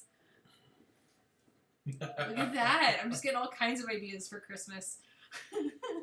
For you to get me for Christmas. Dean got me this really great pair of socks for my birthday that are my middle layer of socks. Oh, yeah. That have been really, really nice. But yeah, how does that work? Heat rises. Yeah, we noticed our neighbors upstairs loved our ceiling heat. One year, God, it was cold enough in Portland where they actually kind of subsidized our heating bill because they didn't have to run their heat, but we could run ours and they would just benefit from it. So and they had an aging cat at that point, and too. Yeah. So they were like, hey, we want to make sure she's comfortable, so if you guys don't mind turning your heat up, we'll pay for part of it. Oh my gosh, we had the best neighbors in Portland, guys. But Yeah, so apparently they had very cozy heated floors all winter. Specifically that winter, like in general, but definitely when we turned it up. Um, yeah, but we would still be chilly. And we were in a condo, and beneath us was a pretty good size crawl space, and there wasn't a lot of insulation in the floor, if any. So you could just feel the cold come up through the floor. Which was a real shame. I always thought that we should just. Like, I tried to convince the condo association that we should get everybody to put some money together and get that insulated, and that it would reduce all of our heating bills, but they didn't believe me.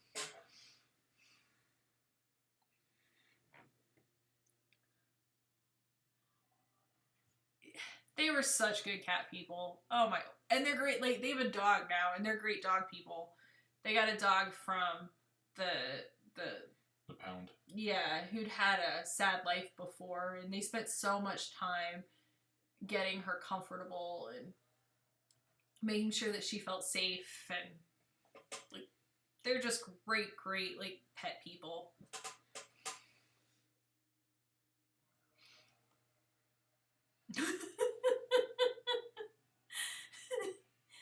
Yeah. Your cat.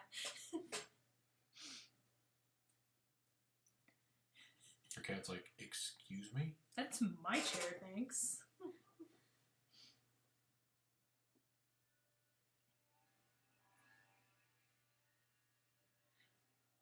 Dane was trying to steal one of our neighbor's cats for a while, and he would come in and try to get all over Dane, and Dane would be like, I'm trying to work, buddy, and so he just pulled a chair up next to him. Yep. He would hang out next to me while I was working. He just wanted to be near you.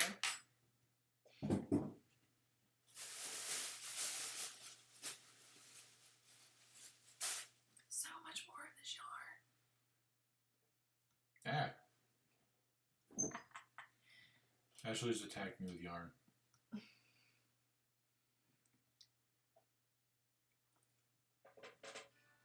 Hanging out, minding my own business, all of a sudden, yarn attack. We should get a cat, except that we shouldn't, because someday... Dane?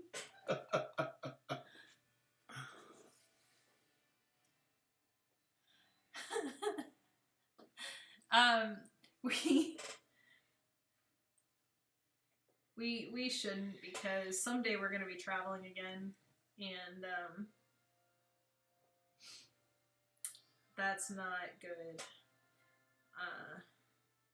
I mean, a cat would be better off than a dog, probably. Make them short sleeves. Or sleeveless, you could just make a vest.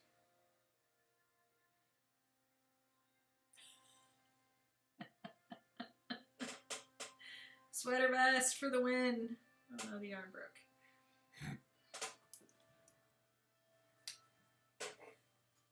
I think this is about done. What quote did you use? Read that for me, because it's... Without continual growth and progress, such words as improvement, achievement, and success have no meaning. That's a nice quote. I thought so.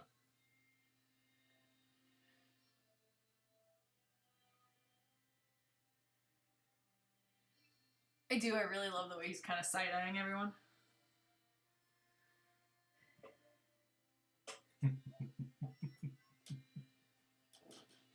Yes, exactly. It all evens out. It's like Stegosaurus's plates, you know, they radiate heat.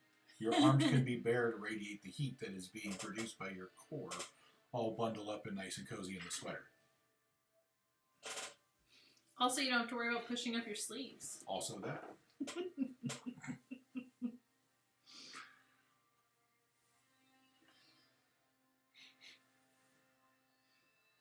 I say all this, but my extremities get cold. I have the 3 pairs of socks. Were you planning on putting gloves on your sweater? The quote should be freaking kidding me right now.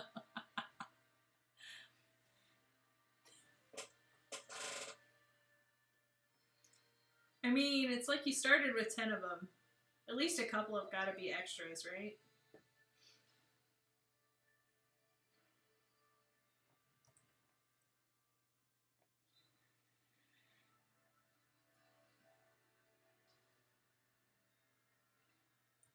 Let's save it.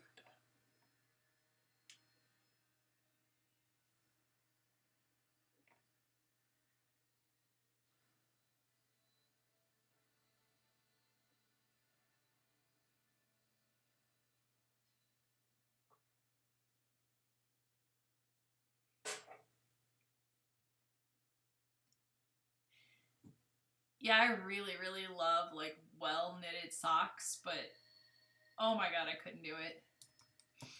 Gloves is just the like, so many teeny tiny little tubes.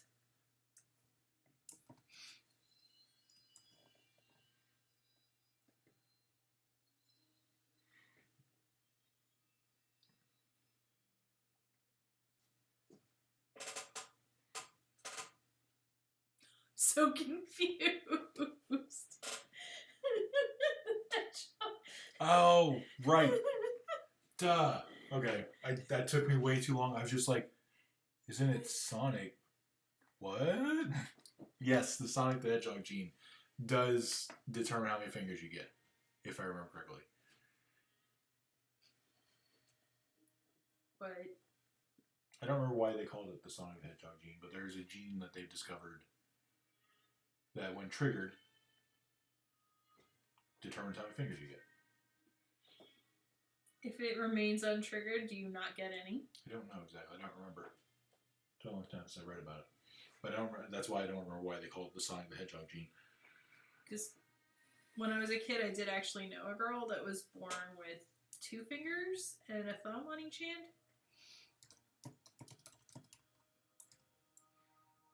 It would be interesting if that were why.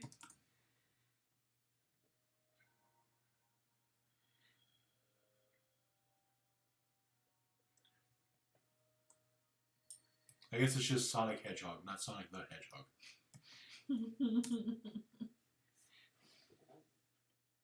Gosh dang, get it right.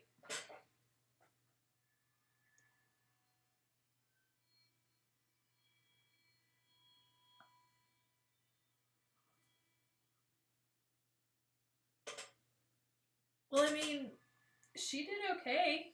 Like, if I remember correctly, she had to have some plastic surgeries because there were some issues.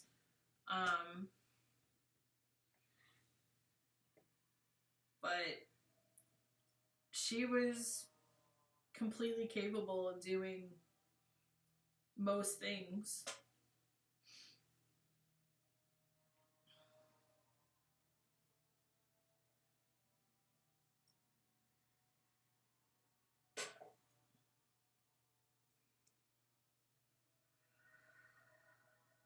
Hey, we completed 10 achievements, apparently. Neat. Woohoo! Yes, I did. And yes, they did. It's been a long time since I've seen that, obviously, because they don't have that streaming anywhere. I think you're very right that there's a difference between starting with a different number and ending up with a different number.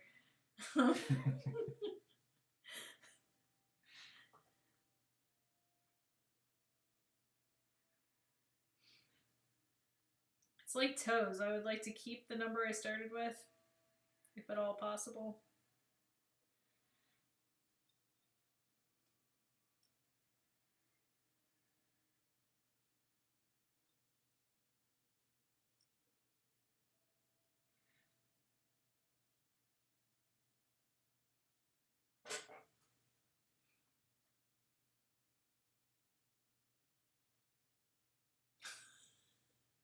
Oh, weird. Yeah, and I don't have great balance anyway, so I feel like my toes are extra important. That's what everybody says. Everybody thinks their toes are super important. Yeah, but you've met me. I could fall over just walking down the sidewalk. That's true.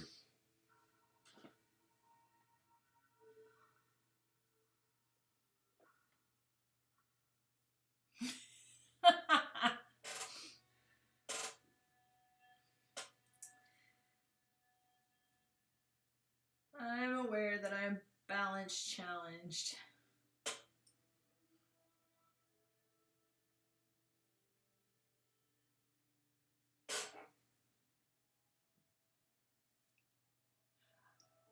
Whoa, Dane.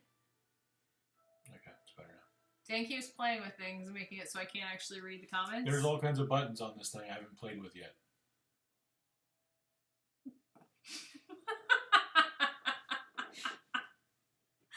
Oh gosh. So does it, to people that are working from home, does it still feel like Sunday? Like working real jobs, I guess, quote unquote, at home? Like, am I making any sense at all? Dane's giving me a weird look, which none of y'all can see, but I still can.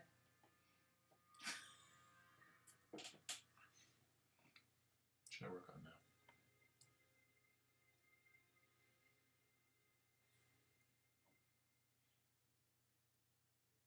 Oh no, you have the wrong needles. Do people still have days? I don't. What is days? I'm gonna get a drink. Be right back. Yeah.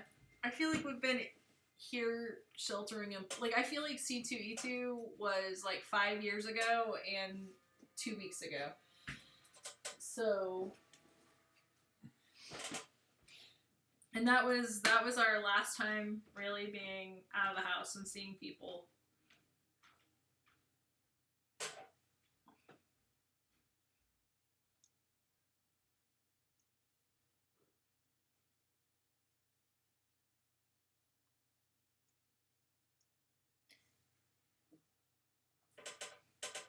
So a general mix then.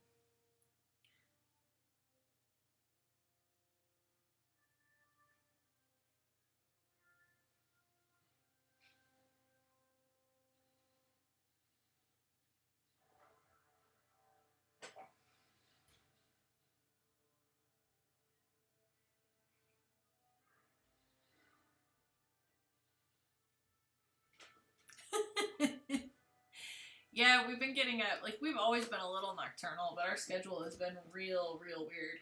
Yeah. Even for us this last few weeks. Like, I just woke up about an hour ago. That's not true. You don't know that. No? Why are you trying to roll over my yarn? Is that what's Haven't happening? yet, but you keep trying. Is it everywhere? It's not everywhere. It's just over here where you keep trying to roll closer and closer. You were put into a rotation for social distancing? What does that mean?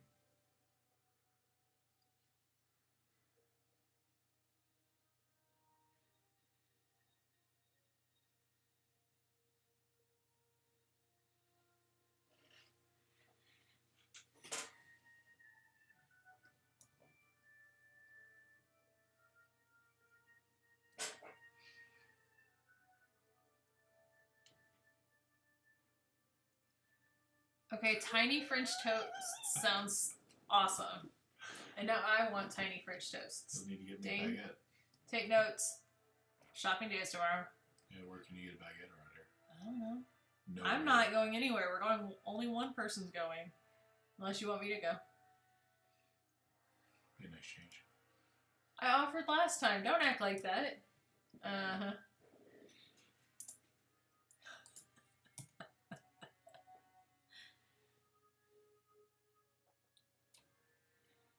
Ah.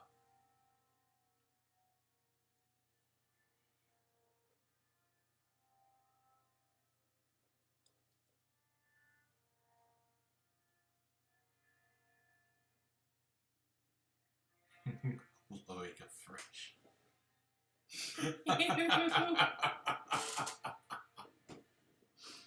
Yummy.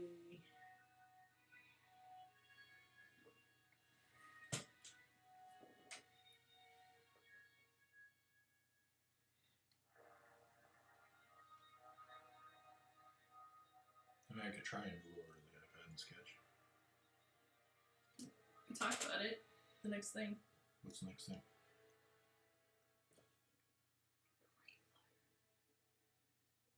You're like, no. Alright, pick another scientist and go to work. No.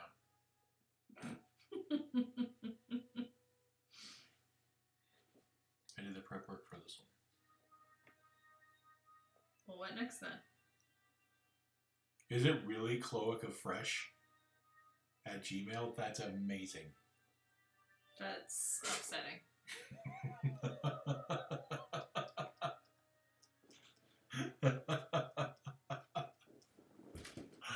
Oh, that's so good.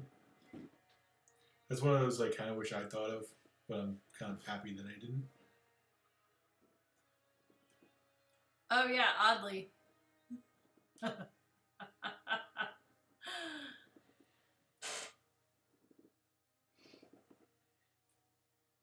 I should look into ordering online and doing a pickup, seeing what that's all about.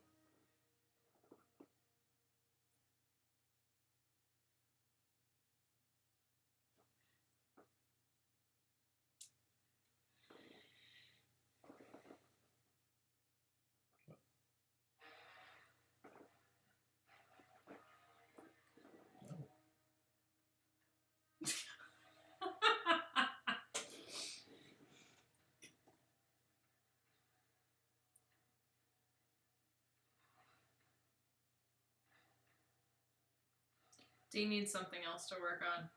We're sitting here discussing it.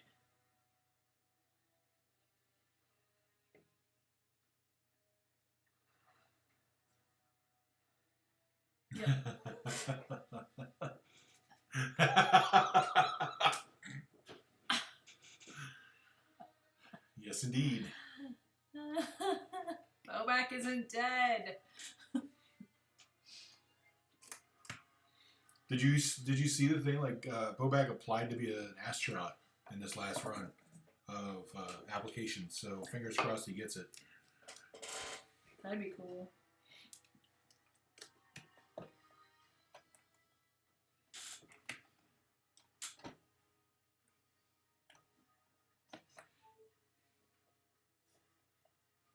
Ooh, you could work on astronauts. Again, I don't have any prepped. Yep. Tisk tisk, Dane. Tisk tisk.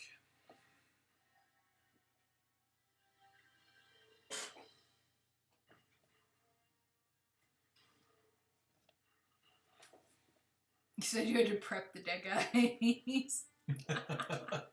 Well, he used to prep all of it. He has to go like look at pictures and figure out the kinds of stuff he's gonna put on the side. And... Yeah, like I got to do research whenever I do a scientist. Sometimes it's because I need to do like actual research, figure out what they look like, so you do the sketch or whatever for that. But then I also need to go research what they were famous for,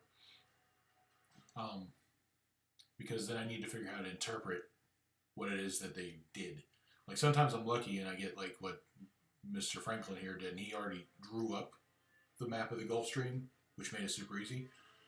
But then sometimes I just get like a vague description and I have to wing it, which is less fun. Where you get like a theory, Or a theory. mathematical theorems.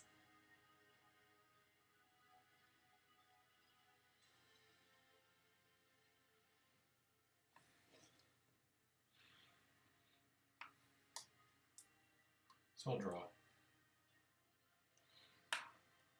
Yeah, the Apollo 13 anniversary is this week. That's another thing I need to work on.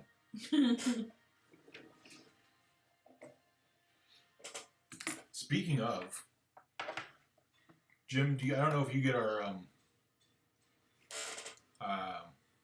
newsletter, but speaking of Apollo 13, Jim Lovell is our astronaut of the month this month. So, Yep.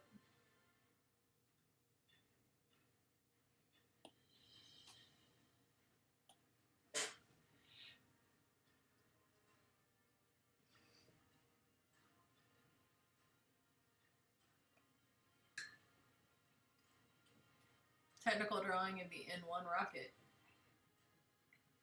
Yeah, and one's going to be one of our 12 by 36s eventually. Yeah.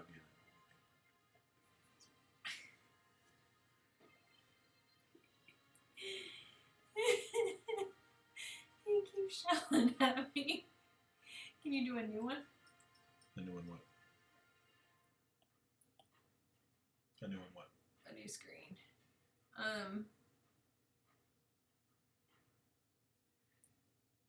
Are you just drawing random stuff now? I think so. Should people call out characters? They want to. So feel free to suggest some stuff.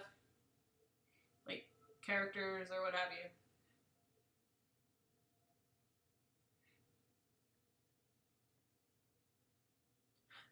Well, you'll definitely get the gym level thing because you're part of the Astronaut of the Month Club.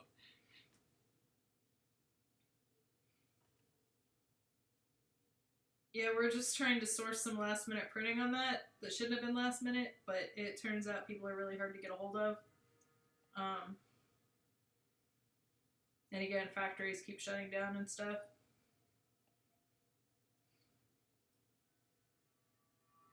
So we thought we were actually kind of prepared, and it turned out we weren't.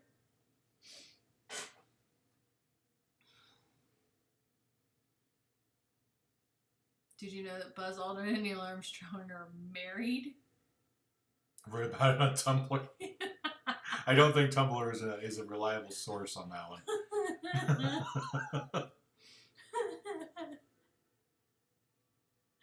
Carol Baskin.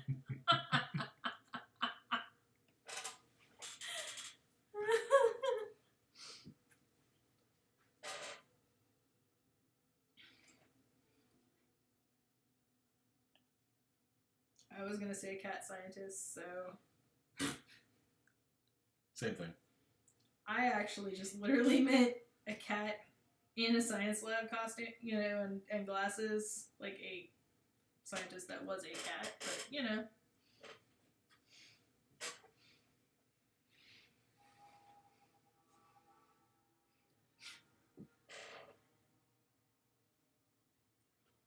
Man, I wonder, like, Tiger King was kind of a thing, but I wonder if it would have hit so hard if we weren't all just stuck at home slowly going nuts.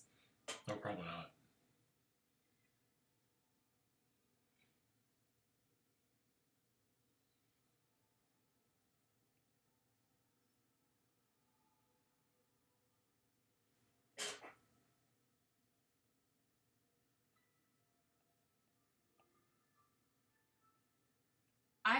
I don't think I read anything from Richard C. Hoagland. Honestly.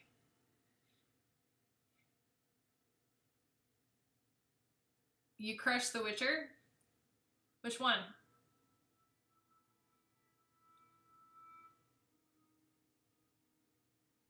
What? There's multiple discussions happening. I see this. I'm trying to catch any of them.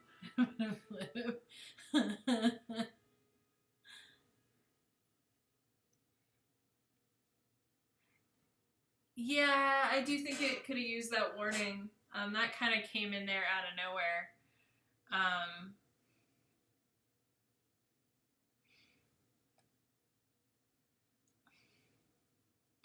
I really liked the Witcher 3. Dane played the Witcher 2 and enjoyed it. It's much shorter and probably quite a bit cheaper. Although they're probably all pretty cheap. Like, God, I got Witcher 3 with all the extras several years ago for like $20, $30, something like that. That was before the movie had come out. That's fair. Or the show. Yeah, I feel like, I don't know, like, I feel like that it was, overall, I feel like the documentary side of it, in terms of letting people sort of tell the story and letting the story kind of twist back and forth, so you kind of, like, you start to think you've got a handle on it, and then they're like, here, have this new entirely big bowl of crazy that you didn't know about. Like, that was a thing, but yeah, I'm not sure I'd have been there for the entire mess so quickly if it didn't feel slightly less crazy than the world situation. Yeah, cheap is good.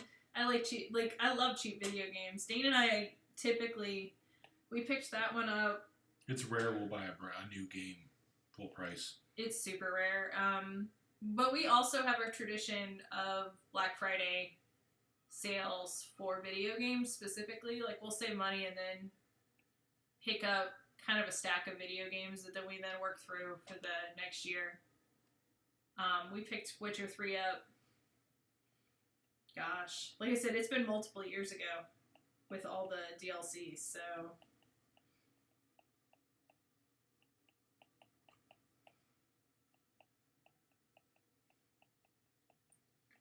I mean I liked it. It didn't hold my attention as much as some other games. I put a lot of hours into it, but I didn't finish it. I'm kind of meaning to go back to it, so I might do that.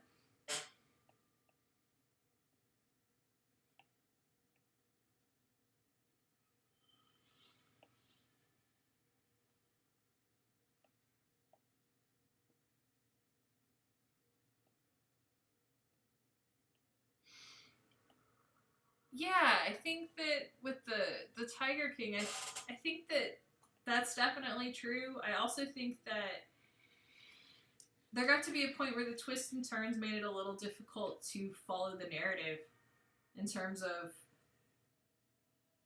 what happened when.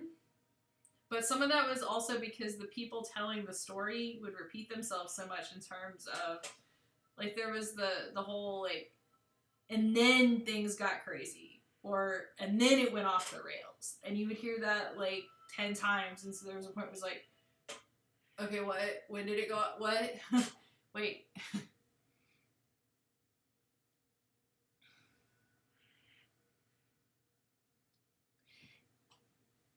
Oh, that's definitely true. Like, I definitely feel like some of the people in the Tiger King thing were very much types of people that Dane and I are pretty familiar with.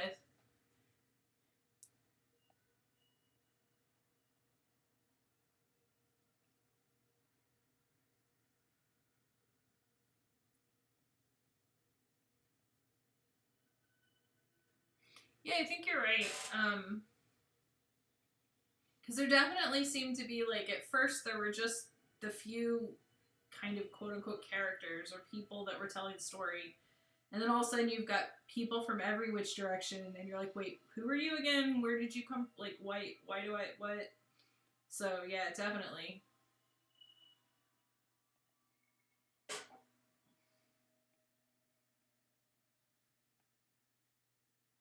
Yeah, but did the people in your family reunions have tigers? No, like, I'm actually kind of amazed that I never knew anyone growing up that had a tiger.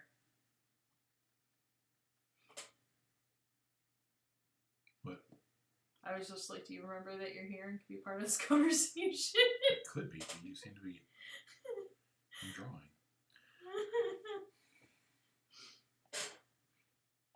Like, I'm not really surprised that more people I know didn't have tigers because they're so fucking expensive. But yeah, but not as expensive as I would have thought. Well, like, according to that show, you can get a tiger for $2,000.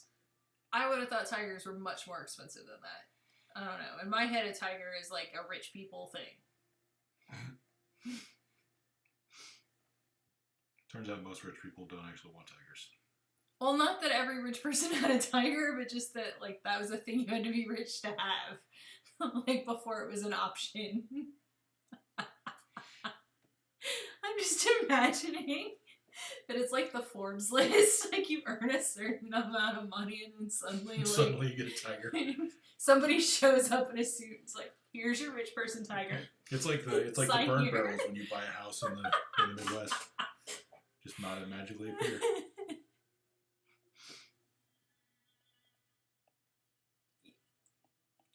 You knew a person who owned an emu? I owned an emu once. Now you know too. Oh. I'm not at all joking when I say that we had the money, we would have been the tiger people.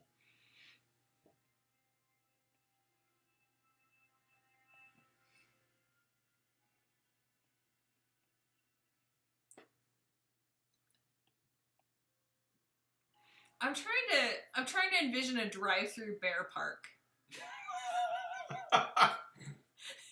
You can tell Dean hasn't been reading the comments because that hit him pretty hard.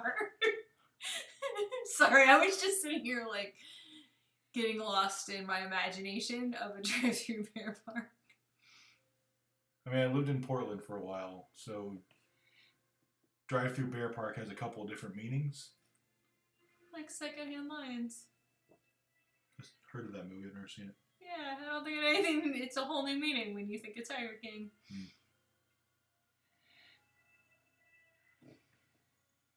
Yellowstone Bear World.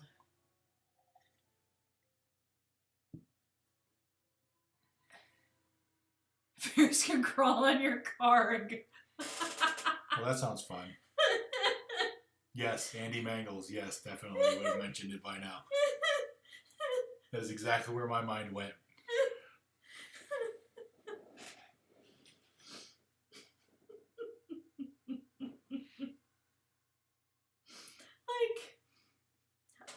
I mean, I'm sure it's probably cool. I don't know.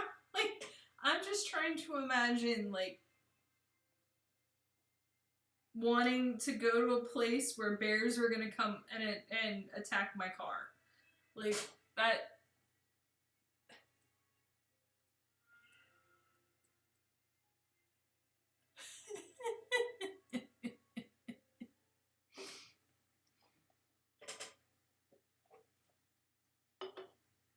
Okay, Dane, I'm leaving you for a minute because I'm gonna go get some tea. How dare. I know, so it means you actually have to engage. I mean, you guys are stuck with me. Sorry.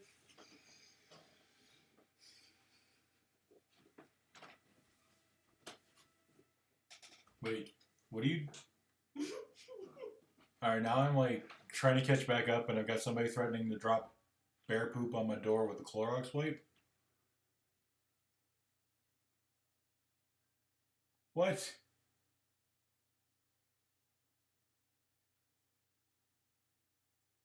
Alright, so my dad was a taxidermist for a while and I'm trying to imagine him like rigging that up.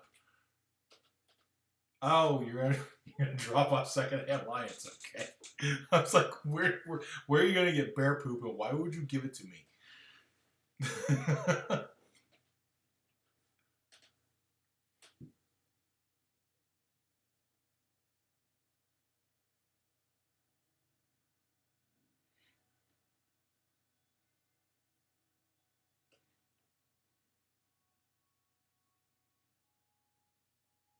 Alright, I'm gonna Google Yellowstone Bear World.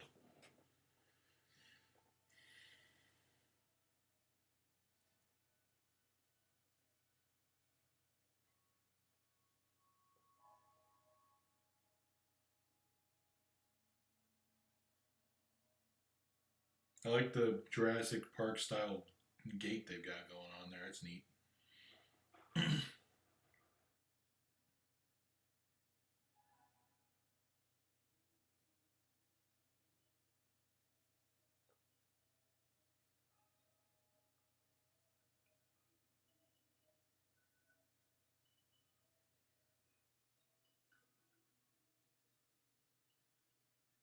Oh, you can bottle feed the cubs at Bear World. That seems like a bad idea.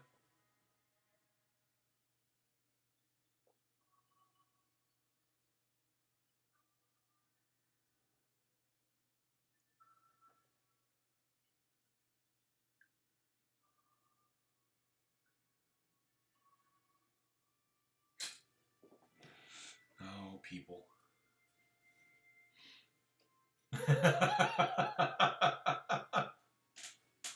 I mean, technically, yeah.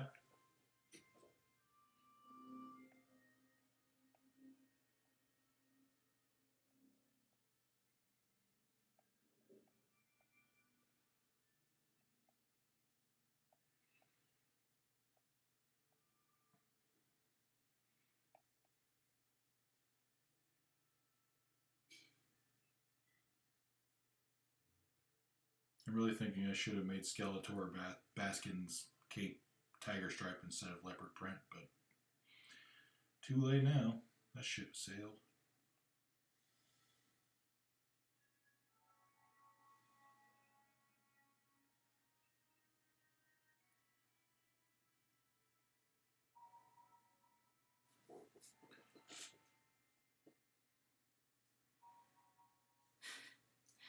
goats or something. Miscellaneous hoofed animals. Yet another good band name. If anybody here is looking for band names, just scroll up through the chat.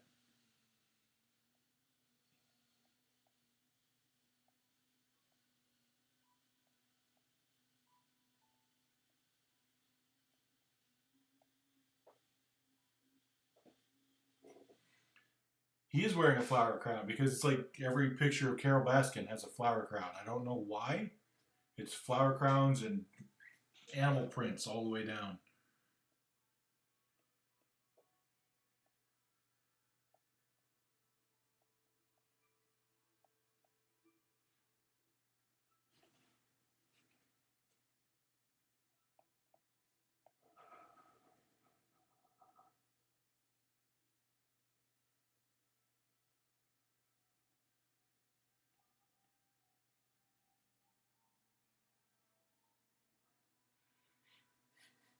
I had a comment on my Instagram when I posted up my Tiger King He-Man thing that said Carol Baskin should be Skeletor, and I was like, yes.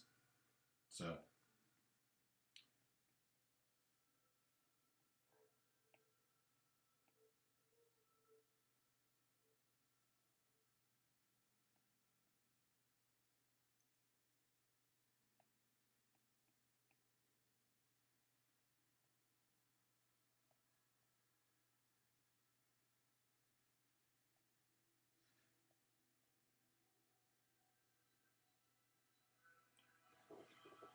I mean, yeah. I couldn't think of a better villain to give Mr. This. So, Skeletor Carol Baskin seems to make as much sense as anything.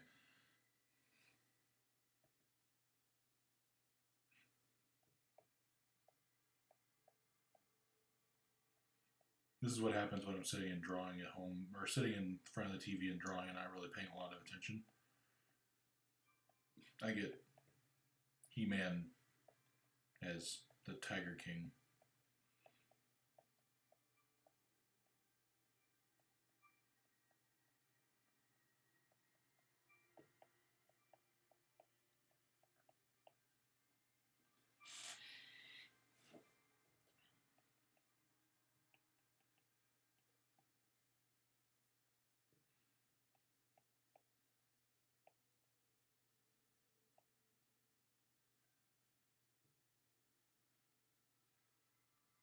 I'm really debating on whether or not to put a shirt underneath the cloak or just close the cloak. Because putting Skeletor Carol Baskin in his leather daddy harness seems weird.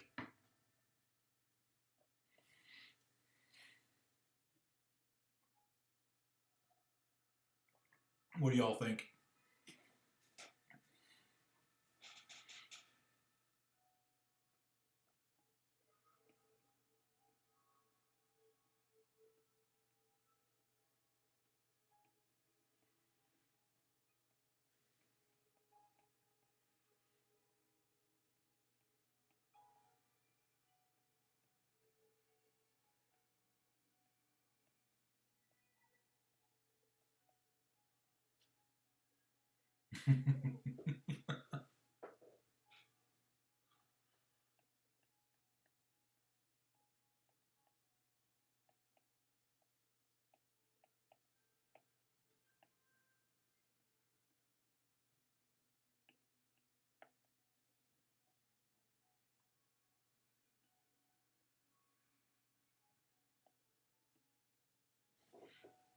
Maybe a nice button down.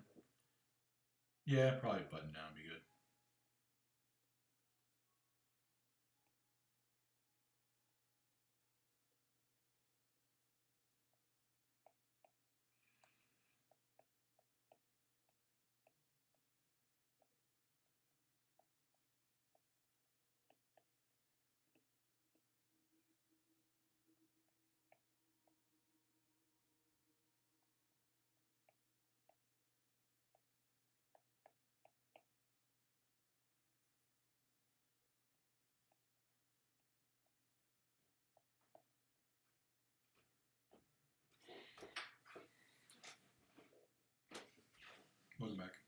What did I miss? We were debating on whether or not to put Skeletor Carol Baskin in the Skeletor's leather daddy harness or what clothes, the clip cape or whatever. And Jamie was like, put him in a nice button down. I was like, that's a good idea. I feel like the button down needs leopard stripes or tiger stripes. You're right, fine. Yes.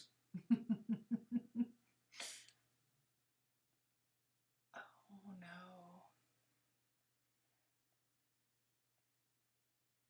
What? Is he wearing her feather or her flower crown? Yes. Yes. Okay. Sorry, you probably already saw that.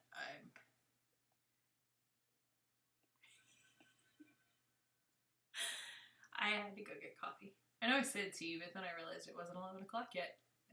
I should have coffee.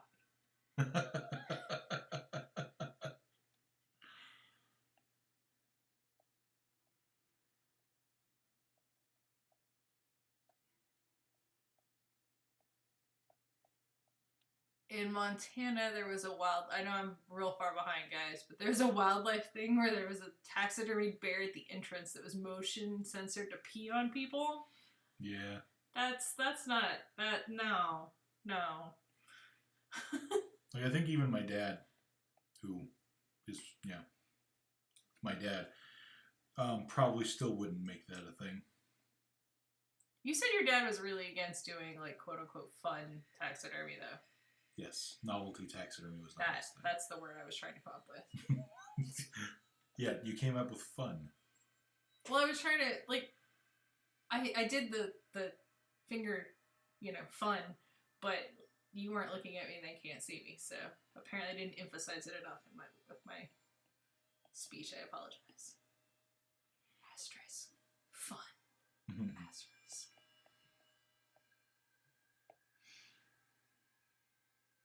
I mean, that's pretty gaudy, and that's gaudy enough, right?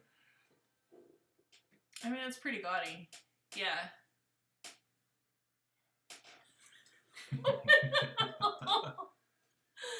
What does it say? None of those cute frogs that play instruments. No dressed up squirrels or none of that stuff. No, like deer butts. No deer butts.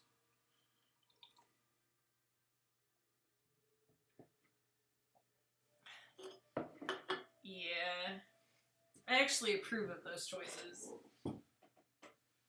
To not do that stuff.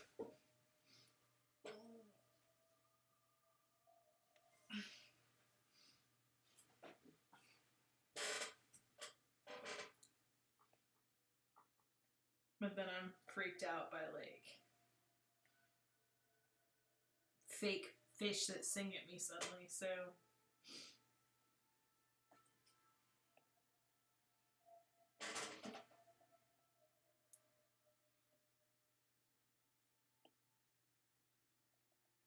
You've got a puffin? Do you have a taxidermied puffin?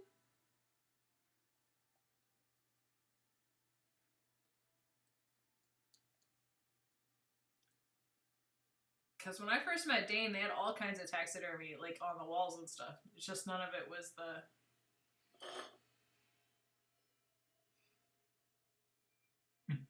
I did not know that their beaks glowed in UV.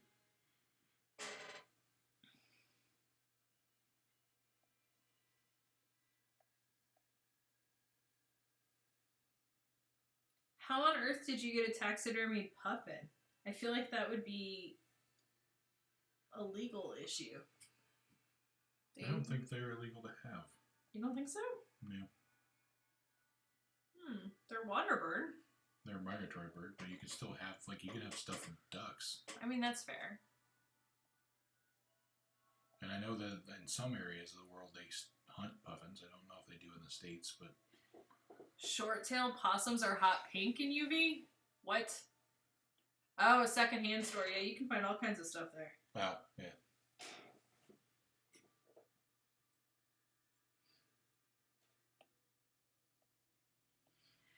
That makes complete sense.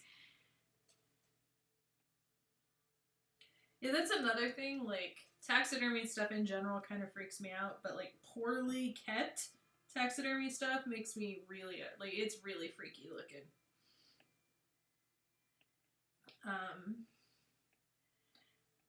The rich dude, I think the same guy that gave his name to the science building at the college Dan and I both went to, had also donated all of his animal collection. Apparently he'd gone on a bunch of safaris and so forth and shot a lot of stuff. But, with college kids hanging around it for however many years, a lot of it, like, the noses had been rubbed raw, or the ears had been rubbed raw. Like, some of it looked really, like, even creepier than normal.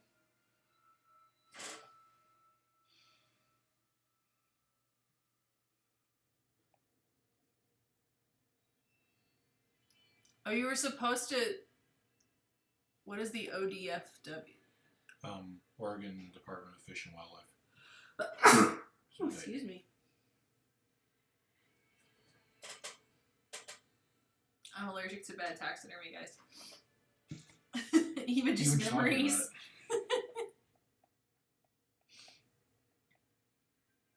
Yeah, like, I gotta admit, after dating Dane, like, I learned a lot more about it. It's just dead things with beady eyes staring at me still freaks me out. Yeah.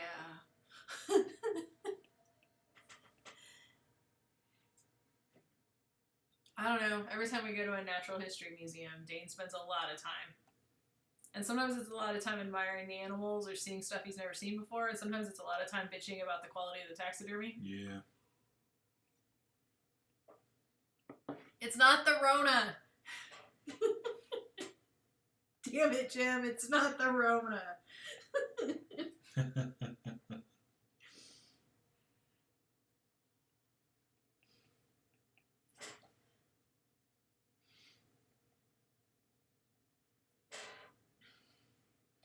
So, like, you were supposed to turn in taxidermies, like, just random, like, if somebody donated, like, a deer head to you all or whatever, you were supposed to turn that over?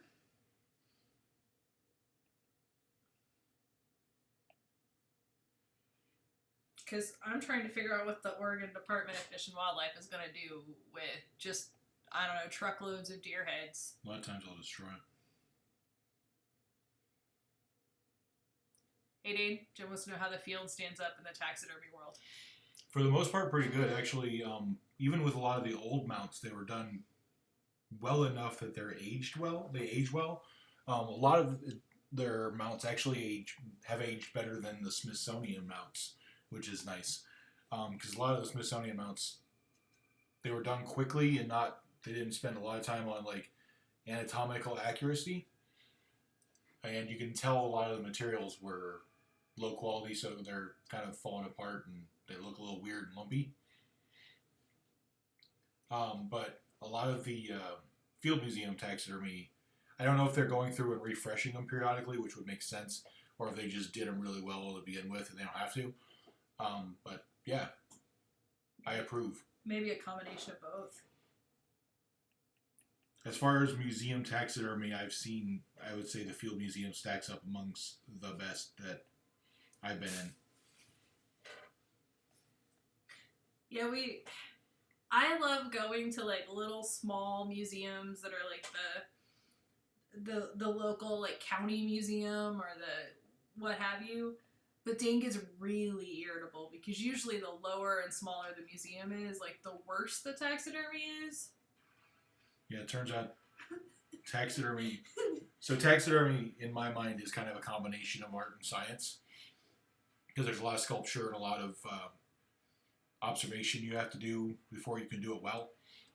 And then a lot of the work that you put into it is a lot of sculpture and a lot of, like, artistic kind of rendering, because there's things that a corpse can't do that a live body can do that you have to try and mimic and figure out how to make it work. Not to be super technical about it, but it turns out when you're getting just some random asshole from Nowheresville, Kansas, to do your mounts, sometimes they're not spending a lot of time on the observation and study of the animals they're mounting, and they don't actually know what they're supposed to look like in the wild. Today on Dane's soapbox, shitty taxidermy. Well, we were somewhere, and it was not. I think it might have been Missouri or Colorado, but I don't think it was Kansas. And they had a bunch of it was really sad because you could tell all of that somebody had spent a lot of time putting all these natural scenes together with all these different kinds of animals, and they'd taken a lot of time to try to make the fake plants and the trees and the painting behind it look good. And they tried so hard, but then every single bird was standing exactly the same way. And all of them were standing straight the fuck up. And Dane was just so upset. He just got more and more bitter as we walked around this museum. I get more upset about shitty bird mounts than I do about anything else, I will admit. Okay, so they had no way of knowing if it was poached or not, so you're not allowed to sell it. So if for whatever reason, makes sense. If somebody donated a deer head, but they also donated paperwork to show where it came from, you'd be able to sell it. Okay, Dane, apparently in Alberta they have a gopher museum. What? Museum. Oh, I'm so sad that we didn't go there already. Yeah, me too. Oh no! I'm catching up, guys, again. We had to do the soapbox, and now we're what?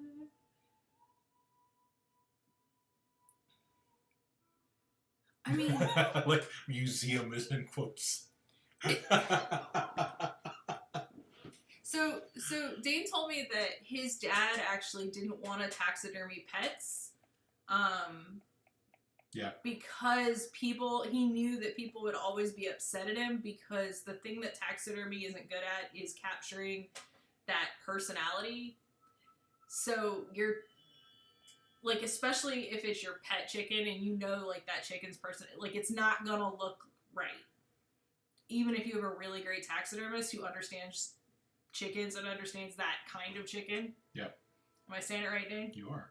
So, yeah, it's probably better to not do it if you have an emotional connection to the chicken.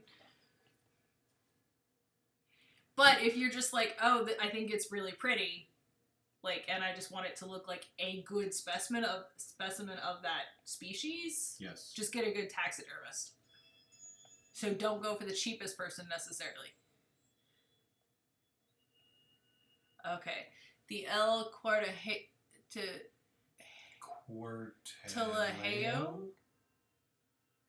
I feel like it's small again. It might just be that it's later. And I'm older. You're now 2 hours older than when we started, yes. See? Makes all the difference.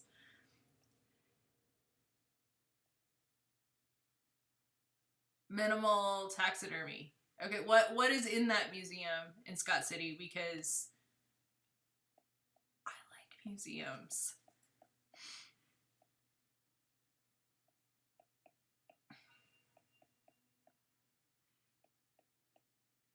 Okay. I'm sold. I'm gonna with the Gopher Museum. I am totally sold. Okay, see, but if your chicken Java, if she's got a poise and a personality, that would be, I think, hard for the person to catch. Nearly impossible.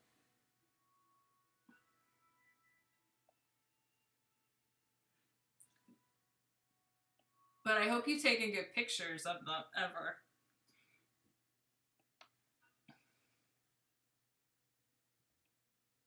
Right. Oh no, Dane. Right now that museum has a ton of paintings of pheasants. Ooh, pheasants.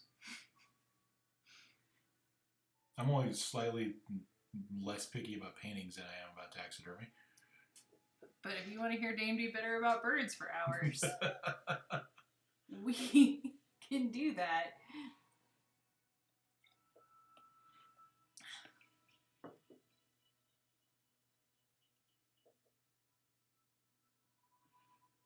Okay, what's the Tyrell Museum? That's the Dinosaur Museum. Dane, do you follow her Instagram? Apparently it's a bunch of cooking or chickens and cats, so... I don't know. Let's find out. I feel like you should.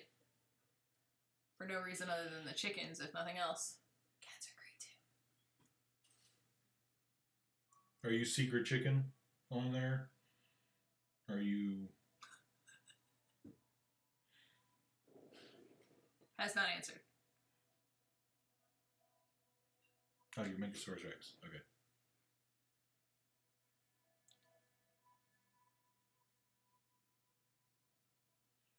Go outside of town to the ruins? Follow me. What? Okay, this sounds cool. This sounds like a day trip. The ruins.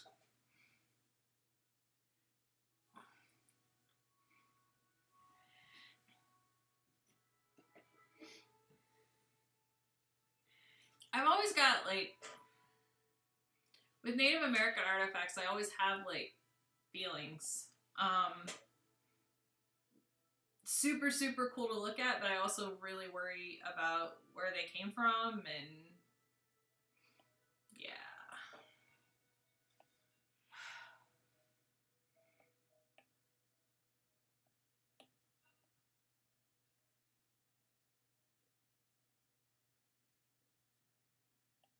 Where did I miss dinosaurs?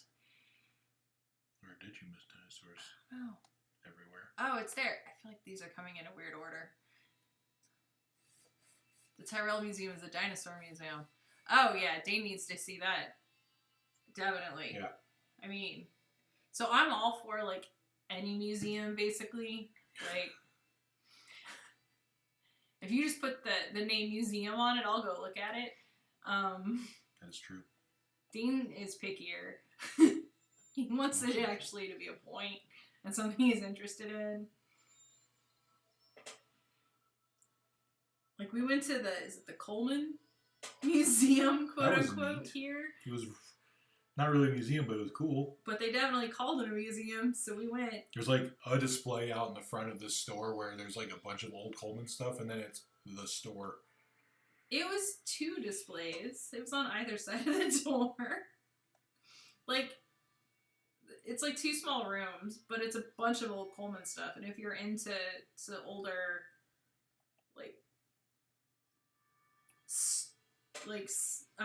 marketing things, or just like the design of industrially produced stuff, it was pretty cool. But then the dude there talked to me for like half an hour about beer, so that was good. Your brother is a Native American artifact. But bump.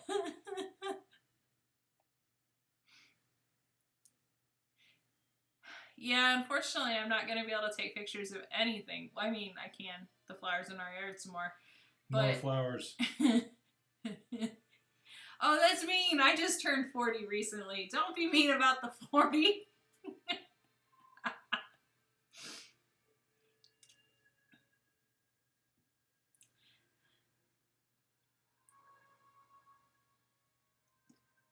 All roads do lead to the gift shop. Sometimes the gift shop is also as unique and strange as the museum. Those are fun. Those are the best gift shops.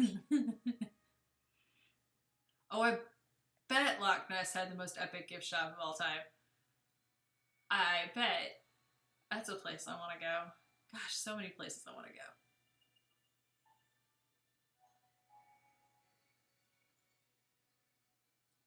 We've been to the Landra Museum of Lapidary Art in Elmhurst. No. Lapidary. There's so much... There's so much in Chicago and around, like, just... We haven't spent nearly enough time in the area there. I mean, but that's really the case pretty much everywhere we go. Rock art, okay.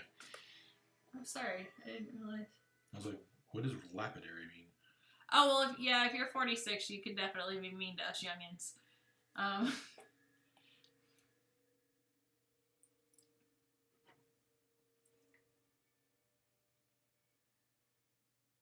That's definitely fair.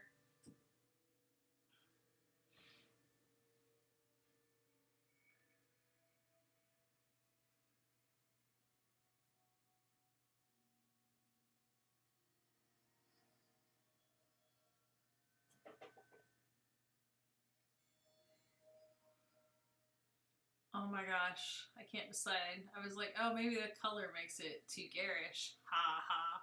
No, it makes it better. Mhm.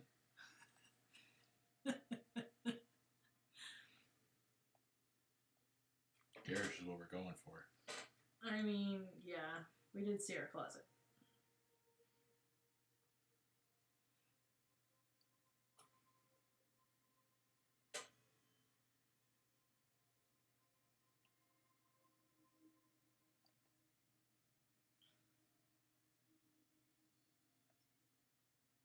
Since you have strong feelings about taxidermy, is it a thing you'd ever want to do? Possibly. It's one of those things that, specimens are a thing to obtain.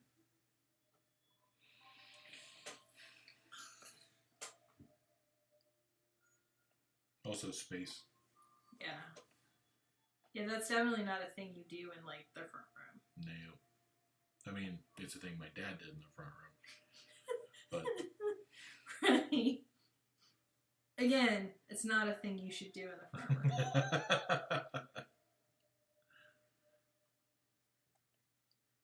Given the chemicals and stuff. It's mostly just borax.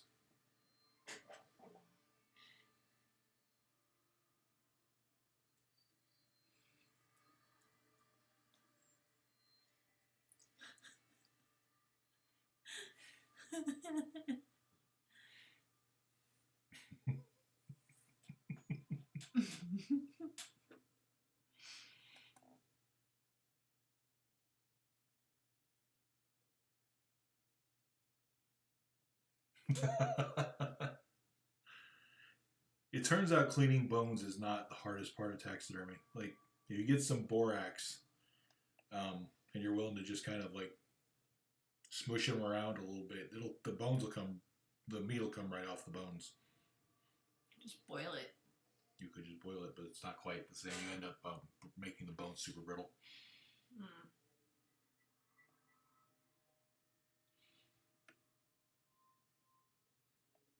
See, that part wouldn't bother me at all. Bones and, like, actually dead things don't bother me much until they start to rot.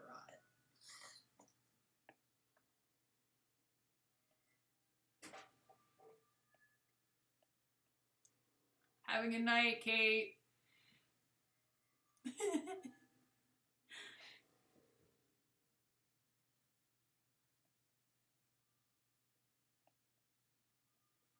You're getting compliments on your drawing. Yay. Thank you. Yeah, getting the bones to be that shiny and pretty. That's a special process, unless you're willing to just paint them. It's not a special or process. dye them. You don't think so? No. I mean, you might have to bleach them once you've got them cleaned.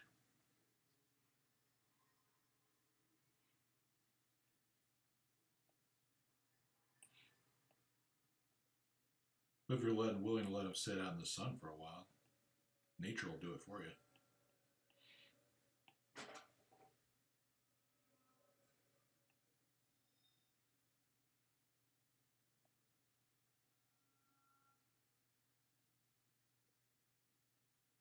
This is no one boils, no one bleaches. Peroxide is a thing, though.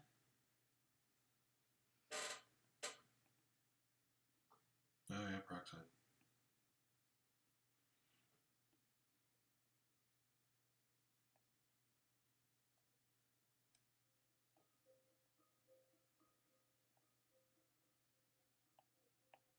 Well, I will admit when I'm boiling bone to that point, it's because it's, like a chicken carcass or a ham hock or something. They were using for stock. Right, not for articulation. Right. So I'm less concerned about how brittle it comes out at the end.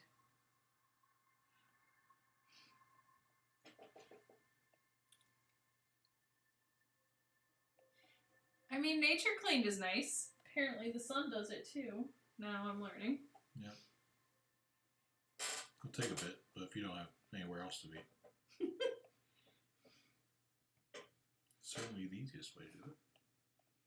I'm just imagining that could be a really good way to keep nosy neighbors out of your backyard.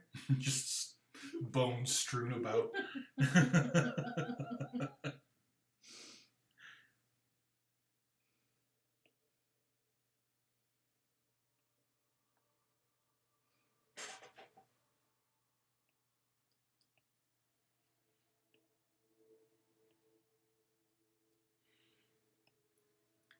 Yeah, I bet they are running out of sources for peroxide at this point.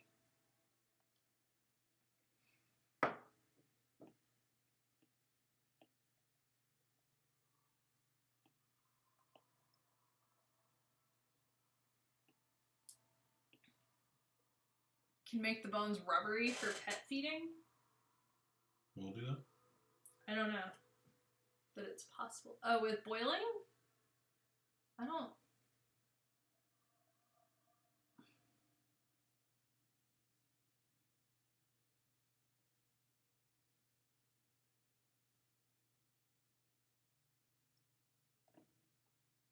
I don't know. I have a hard time following. We're both just like, what?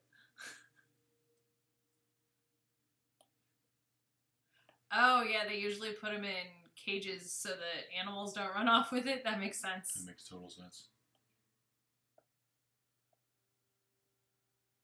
It's less fun than having just bones strewn across the yard, though. You want...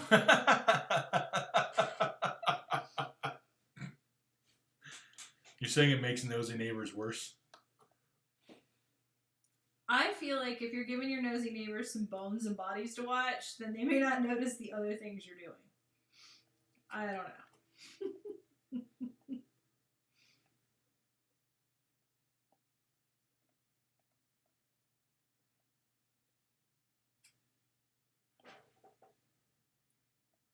Oh, pressure cooking can make the bones rubbery. Oh, okay.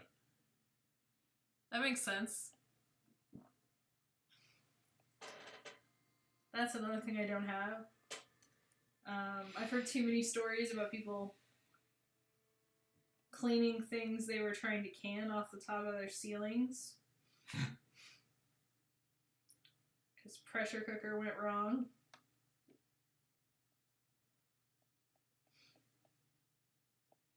And most of the stuff that I'm interested in canning is pretty easy to do it with a usual hot water bath.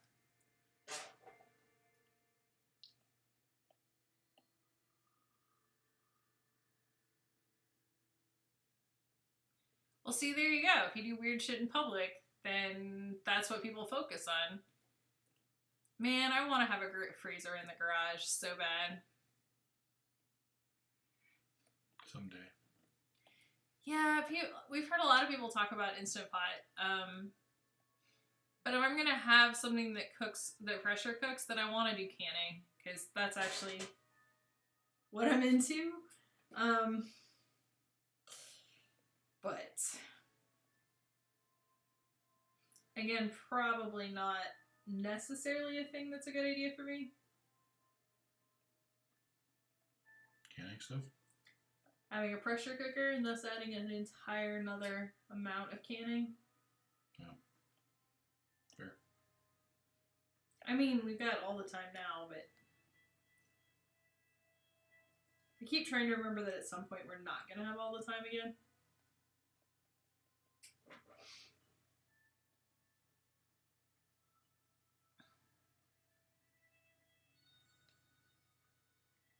You have a Halloween sign that says, I'm the quiet neighbor with the big freezer. Halloween sign, yes.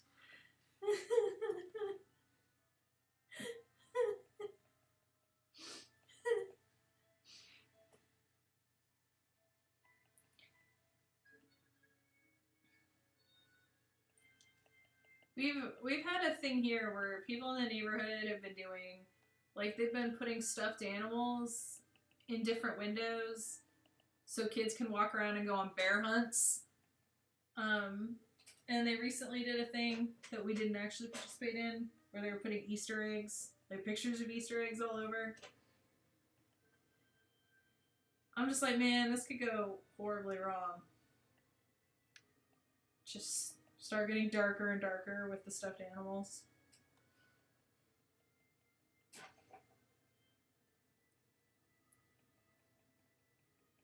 Oh! Oh no! You've just got your pet chickens waiting. Oh.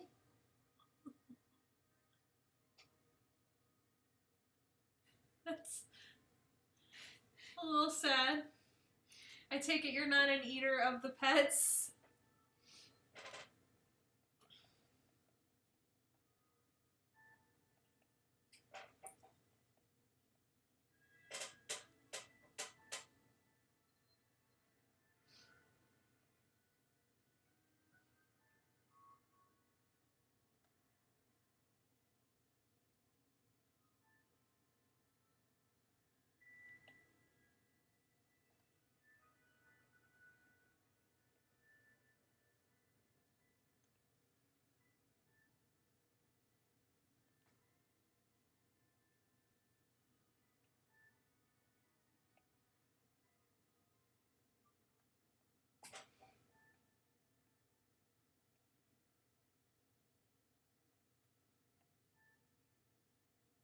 A flock of skelly chickens could look kind of cool, though, I gotta admit.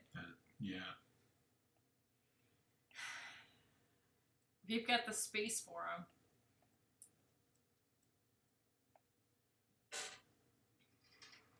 I mean, that's fair. I don't know. Dane's really, really wanting to get into having chickens here. I am. I really, really do want to have chickens. I got a yard, may as well.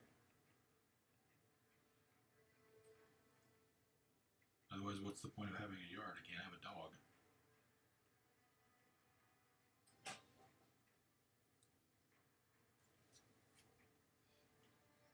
I don't know. Chickens scare me. Birds scare me. But, you know, whatever. If they're out there, that's fine. I'll eat their eggs. I'll eat them. It's fine.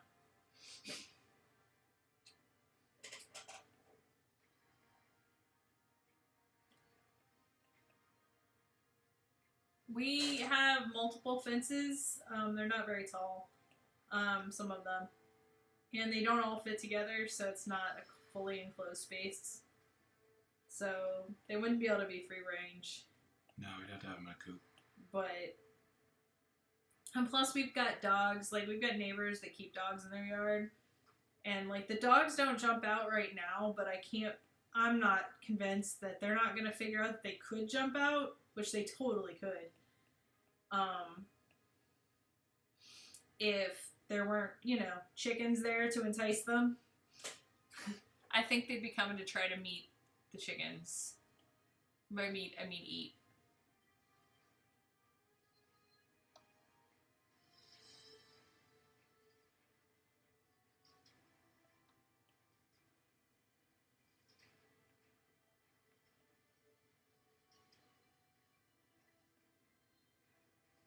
Oh, that's fun. That your chickens are in a reformed kids' playhouse. We were looking at just buying a thing off of Tractor Supply Company. Yeah. And then putting it together. But, like, legally you're only supposed to have 3 chickens in Wichita, so it wouldn't need to be, like, huge.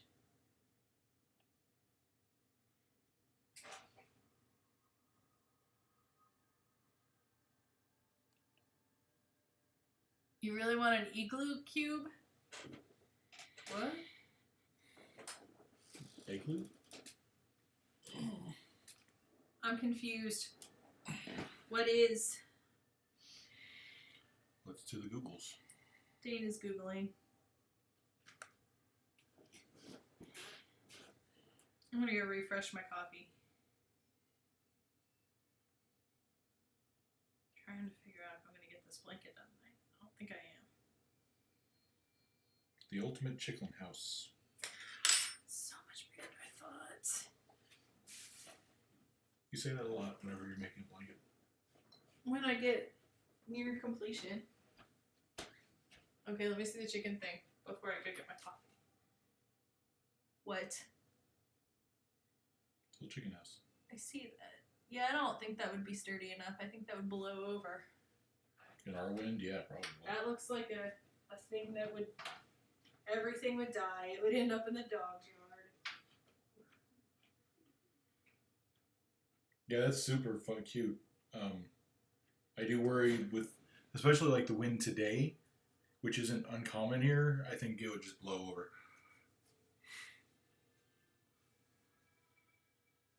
Yeah, Ashley's getting coffee. Although it is after 11 p.m. Sneaky.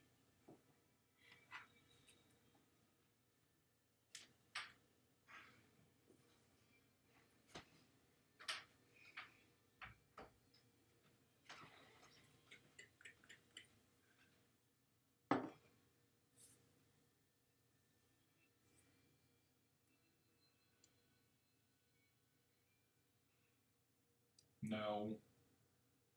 Yeah, coffee. No, we can't get Tillamook out here.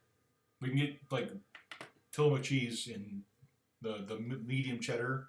We can get in the 8 ounce and the 2 pound blocks, but that's the only Tillamook we can get. Yeah. It's not like all the good options and the ice cream or anything like that.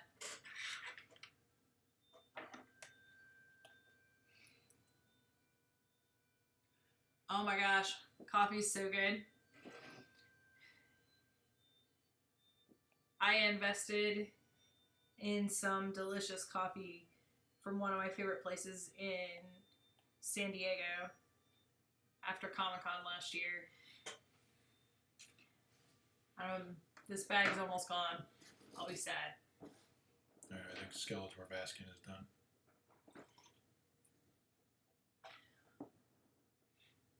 No. It's so upsetting. Why does it keep blinking like that? I don't know. Is it flickering on you guys' end, or is it just on mine?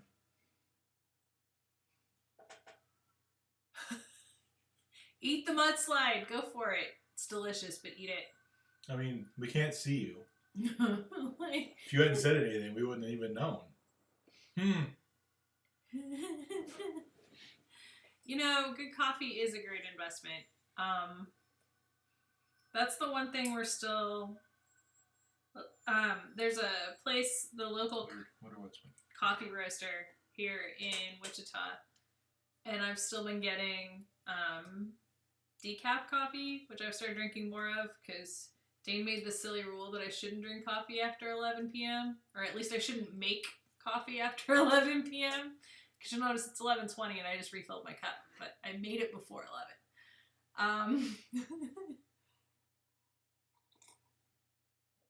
So I've been getting the decaf from there, and I like the regular coffee too. So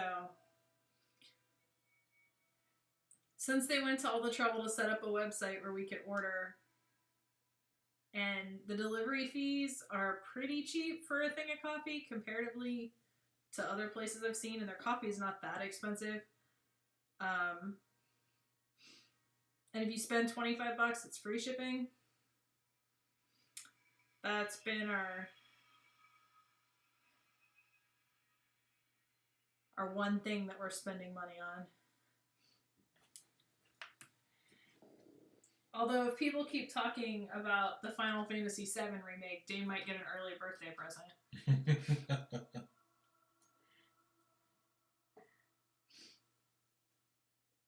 Because it sounds like it's really good, and that's his favorite Final Fantasy, so... It is. And, yeah, everybody's saying it's blinking. Alright, I'm going to try to figure out why. That's gotta be annoying. Sorry, guys. Oh my gosh, I love the French press. It's weird, though. Like, certain coffees... I like better in the drip than in the French press, and vice versa. But I love having my French press because you never know when your coffee maker is going to break, it turns out. Um, and also, when you're only doing a single cup, French press is way better, I think, for that than a regular coffee maker. Ours is the 12 cup, and it does not go down under, like, even 4 cups, it doesn't always make well.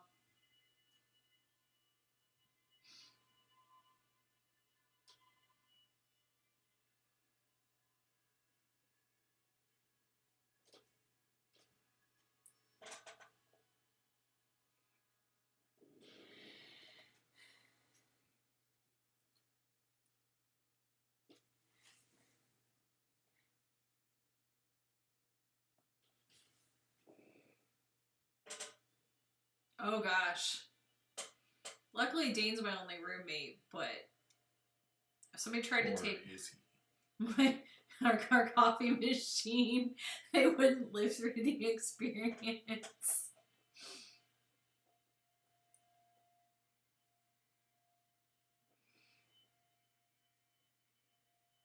Ooh, you had a nice one too. See, we don't even do a nice one. We just have a basic.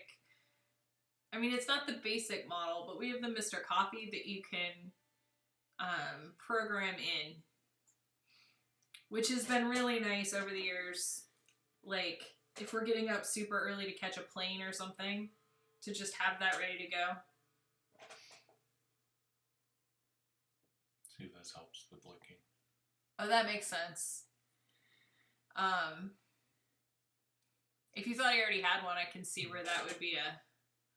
It's not like you need another one.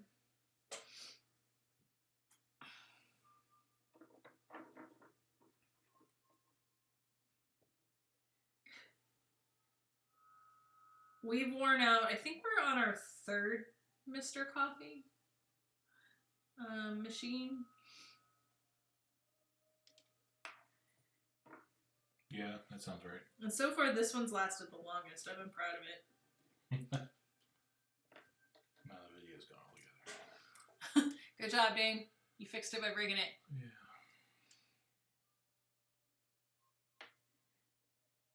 Oh my gosh, the thermal carafe is really nice. You do always have to have a backup, which is why we've got the French press. Because worst case, like you can make any coffee in a French press. It's just not always as delicious. But yeah. And like my sister got me 2 years ago for Christmas, I think.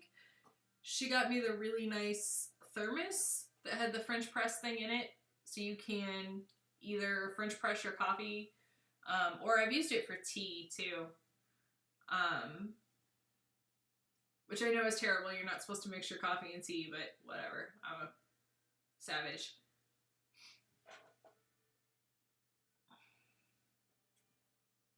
Okay, now I'm upset. A mouthful of crowns in the morning. I mean, on one hand, that's awful, but I have eaten coffee beans. You have. Like, because chocolate covered coffee beans are good. I mean, it might have cleaned him out. I don't know. That sounds... Ooh, espresso maker.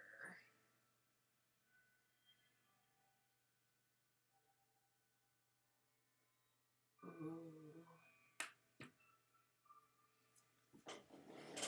Yeah, I know they make the pouches. I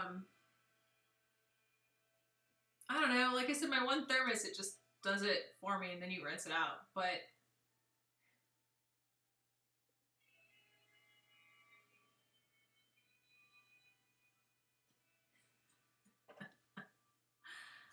oh god. I'm being just forced. I had to quit to focus on being a jiu-jitsu prodigy. Alrighty then. That guy sounds like a story and a half. That does sound like a story and a half. Oh, someday you gotta tell us that whole story. Oh, wait, what? Weird. That seems like a good way to, like, I mean, stain your teeth, but you. Um, yeah, like Dana and I have tried to avoid anything with like pouches or with pods or anything like that, just because we're trying to have less trash. All of my coffee beans and grounds go into my worm bin, and the coffee filter can also do that, but I don't know. I saw some really nice pouches, but then I was looking at them and they were actually like a plastic mesh, like a really fine plastic mesh, and I was like, well, yeah, that's probably great, and it keeps all the little like sooty tasting stuff out which can happen when you're doing French press. But like on the other hand, now you have this plastic mesh that you're throwing away.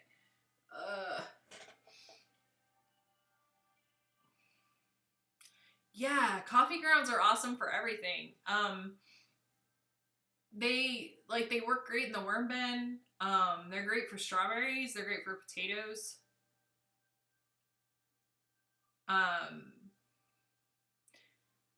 Ooh, your chickens like coffee grounds? Cool. Like I mix ground eggshells with the coffee grounds in my worm bin. They go to town on it. I mean, it works out nicely.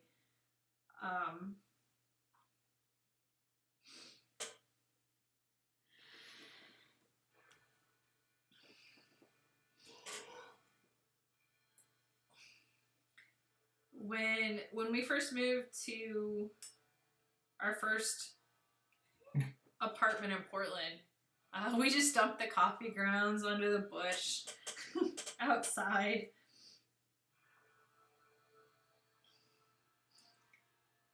Is your side hustle worms?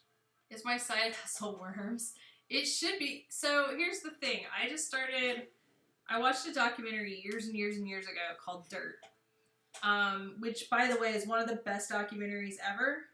To this day, like I've rewatched it several times, and it's still one of my, just in general, it's a great documentary.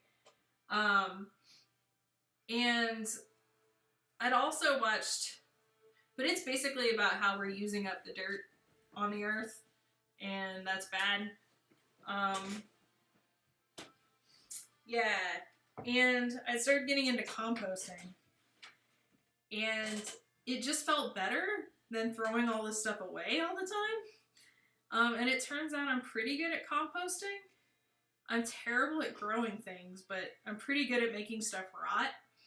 And so we had a worm bin for a long time, and I could not get people to take the worm casings when I was done. Like I ended up just dumping them in holes on our condo complex ground or in low spaces.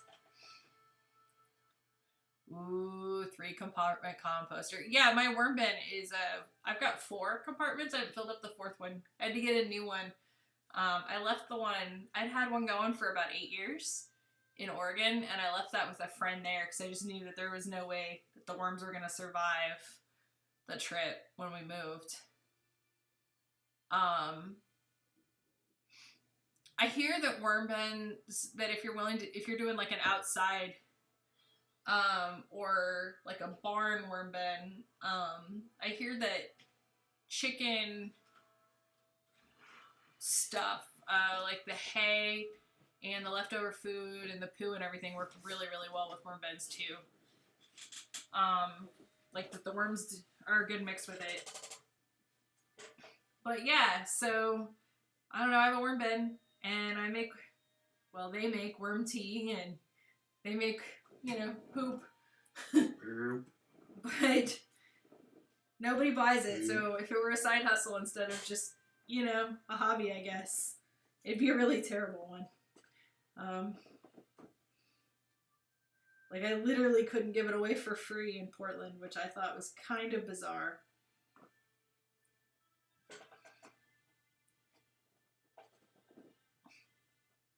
You use compost tea at work? Do you guys buy it or do you all make it? Do you have composting there that you use it?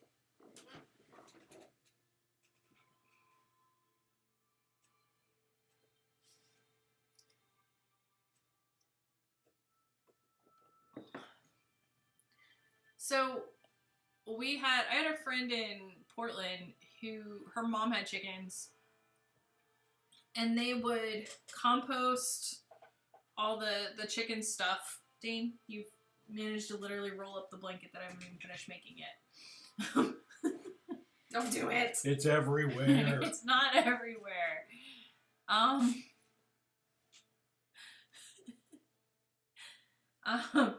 Yeah, well, man, if we were closer, I would just give you 2 liters of the stuff because my worms make it.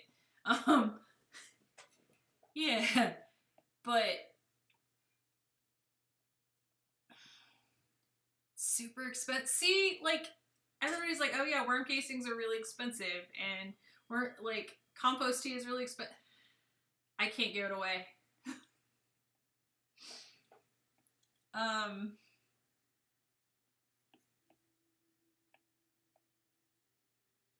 I can't imagine shipping that.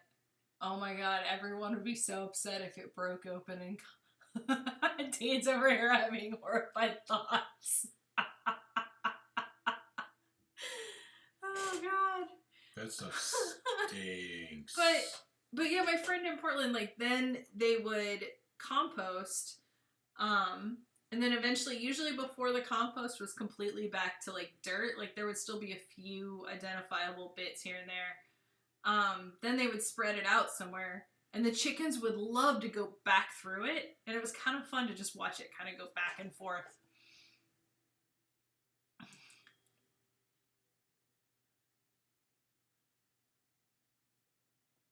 I mean, that makes sense. How much does it take to put on a soccer pitch? And also, like, what compost, like, are they composting? Does it smell, the composting? You love the smell. Dane can't stand the smell. Well, oh, 50 gallons. Wow.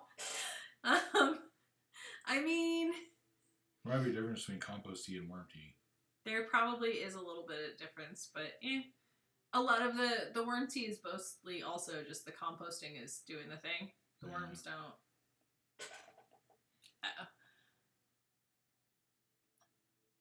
I mean, it would take my worm bin a long, long time to make that much.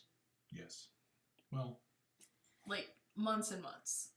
Like a year, probably. That's one way to kill the post office.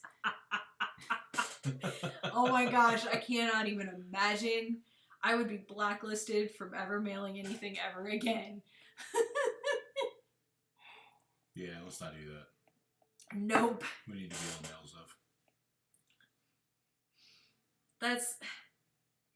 But see, that's the thing, like, we met a gardener at C2E2 this last time, and she was like appalled that I couldn't find somebody to take my worm casings or the compost tea or any of it. I mean, our neighbors upstairs sometimes would take a little bit of the compost tea and then they'd water it down and put it on like their houseplants and stuff, but like, we made a lot more. My worm bed made a whole lot more than they actually needed for just a few houseplants. But yeah, no one wanted it.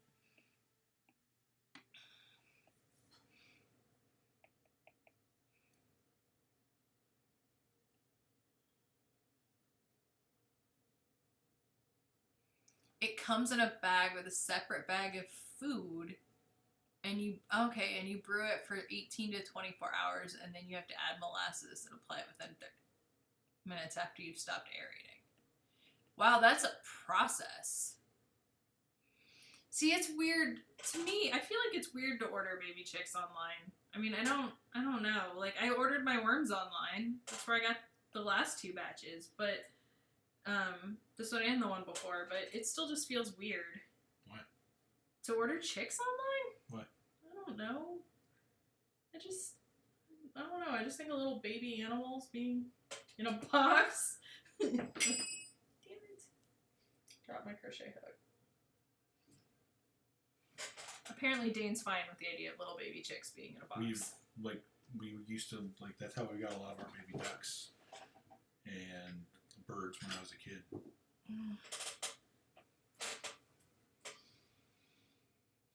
It's not that weird.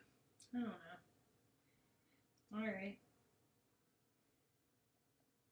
It's not that weird to me anyway, I guess. But it wasn't online. We had to mail order them because we didn't have internet when I was a kid. But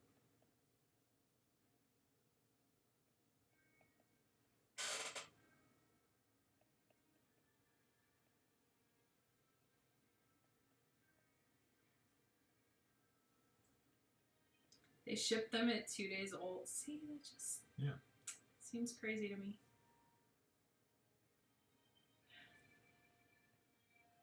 I'm gonna wake up one morning and there's gonna be weird peeping noises, and it'll be that Dane's ordered some birds late the night before.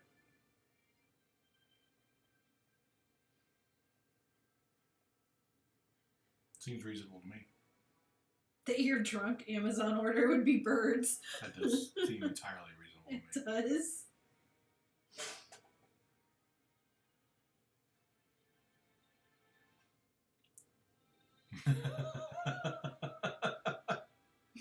I imagine especially this time of year.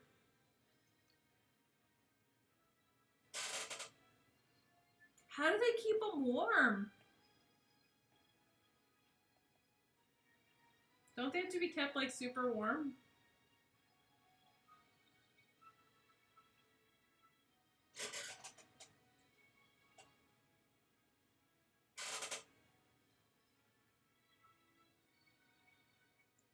You know, I feel like Why eat? That's why you can't. There's a minimum you can order. There's like you have to order them in batches of 3, right? Most places.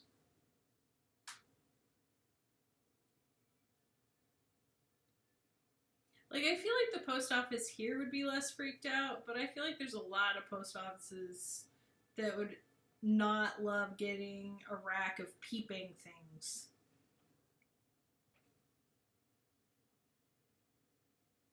Yeah, as long as they follow the laws. No doubt. I'm just saying. Like,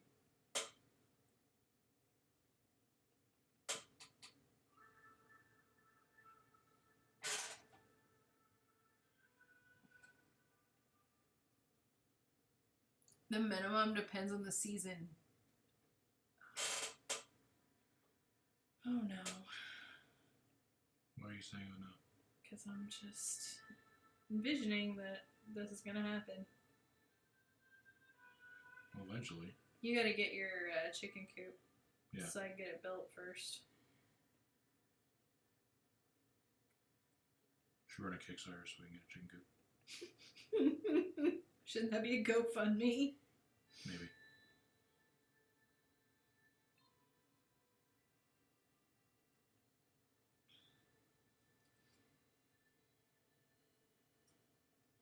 Although if you get those other pens designed. Maybe. Yeah. Yay, cat scientist!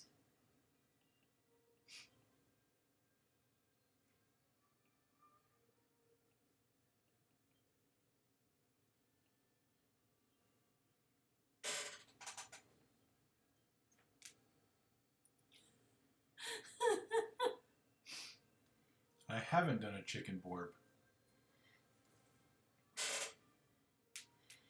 Oh yeah, we got plenty of Rubbermaid totes. I'm all ready for that. Fair. I have a lot less yarn than I used to have. Peeping is much better than ticking, that's true.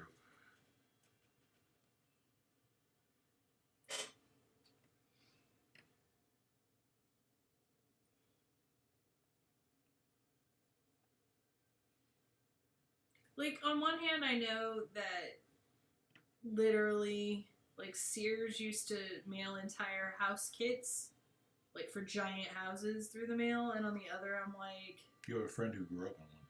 I know. And on the other, it seems odd that to send a bunch of stuff through the mail, so... You want to say the post office, use it. Well, there is that. And I do, darn it. There you go. We don't use anything but the post office. It's true.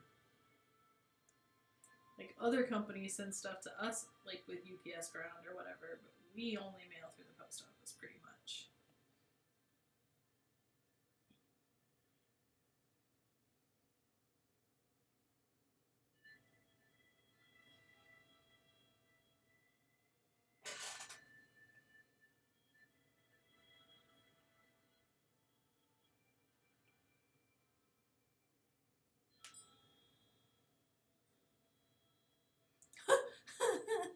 How many chickens do you have?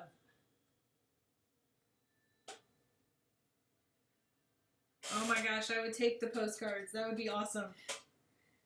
That may be the only way I ever communicate with people ever again. Like in physical format. I was about to say, we're literally communicating with people right now. No, but you know what I mean. I do want you cleared it up. Read my mind, Dane. No. That's a horrifying prospect. I've seen what you do in there. At most, you had 11. Wow. Oh no! I will send you our address once we're done here. See, that's what I'm worried about. We have 2 yellow labs that are in a fenced-in yard diagonal to us, and they're super sweet. Well, the little girl is. The boy's a good boy too. He's just not as sweet. And they're like right now they stay behind the fence. I don't think they figured out they could jump it, but they could totally jump it. It's not that high. Yeah, it's like a 3-foot like chain link fence. I mean, it's 4 foot, 3.5. It's not 4 foot. It's waist. It's like a little over waist tall on me. Which is more than 3 feet. Anyway,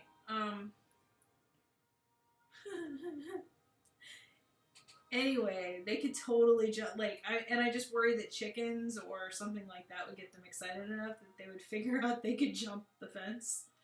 So anything we do is gonna have to be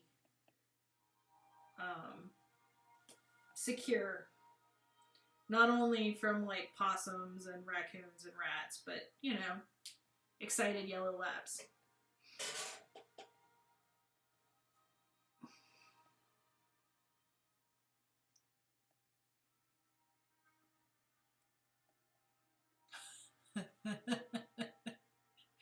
Well, I was offering to let Dane think my thoughts, but he apparently didn't want to do that. Like I said, I've seen what goes on in there. I don't want to be in there. Yeah, see, the dog actually broke into your coop. That's what we're worried about. I had a goose go that way once when I was a kid. That sucks. I'm sorry.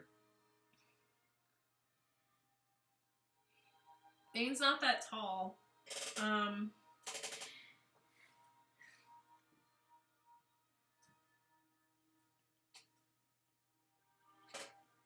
But yeah.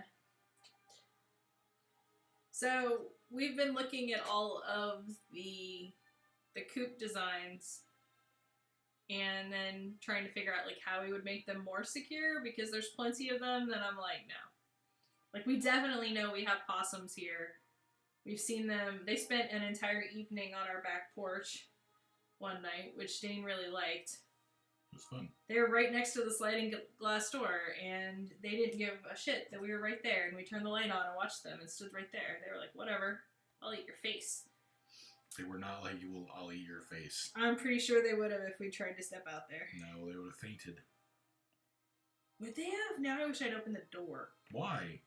Because I've never seen one faint in real person. I've seen them, like, pretend like they were going to attack. But, yeah. Anyway. Something wrong with you. Well, I wouldn't have done much. Like, I just, you know, like, we turned the light on and I thought that would freak it out. It totally didn't give a shit. It didn't care. It's like, I'm tougher than you. And I was like, sure, probably you are.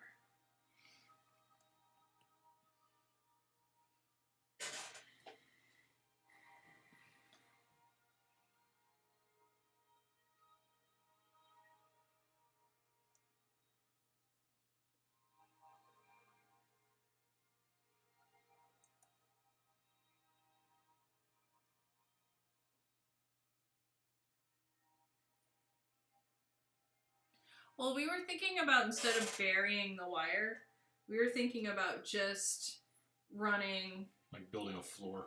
yeah, and running wire down underneath the floor and stapling it down and across the way. And then covering that with like a floor. A floor. Yeah, but like running the wire past the bottom and then around the corner of the floor so they couldn't dig in. I feel like that is, yeah, the scientist is sick of everybody's shit. I feel like he's very in keeping with most cats I've known. And also just about every scientist that I know right now. Well, that's true. Like, true to life, Dane.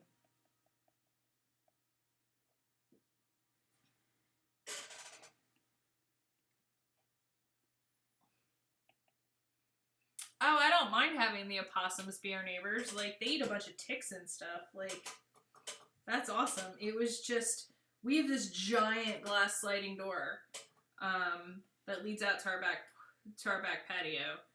And they are right there. So I was like, holy hell, I've never seen, like, they were huge. They were easily large cat size. Yeah, they were pretty big. So that was a lot. I've not seen such large ones in person.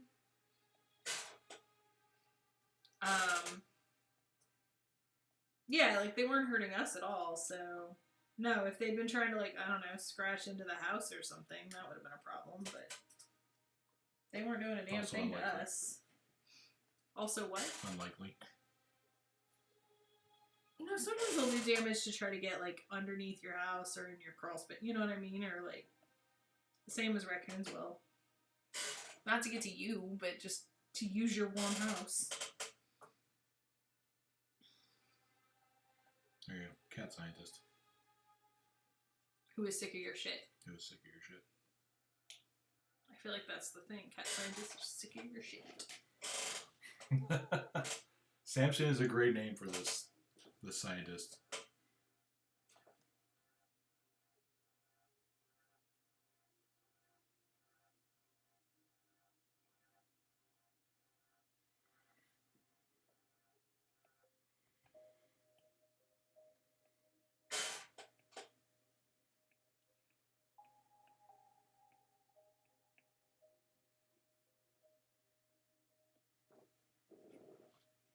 Dane thinks possums are super cute too. They are super cute. There's a Twitter account that I follow called Opossum Every Hour. And true to its name, it posts a possum every hour. And they're always super cute. One time when I was in college, I went down to Kansas City and I was wandering around this area they call the Plaza. And there was this dude wandering around with a baby possum just on his shoulder. I've got pictures of him somewhere. He was super, super cute. We're not getting a possum, Dane. How do I not go crazy when I see the pixels close up? Oh, like when I zoom in? I don't know. It's actually, I'm learning to deal with it because I'm used to Illustrator. So I'm not used to seeing the pot pixels, but I know that when I zoom out, they won't be there, so, or I won't see them, so it's fine.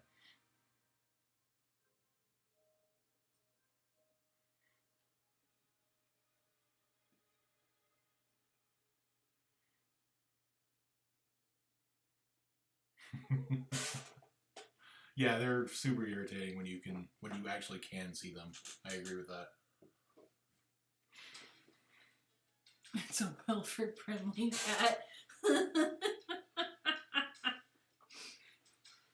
Except he doesn't have the diabetes. You don't know that. That's fair, I don't.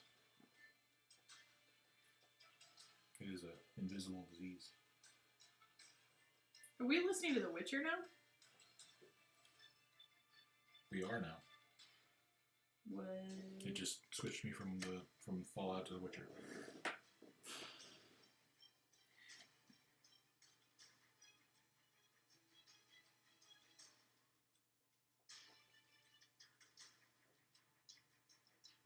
I didn't know we owned the Fallout soundtrack. We don't own on Spotify. Oh.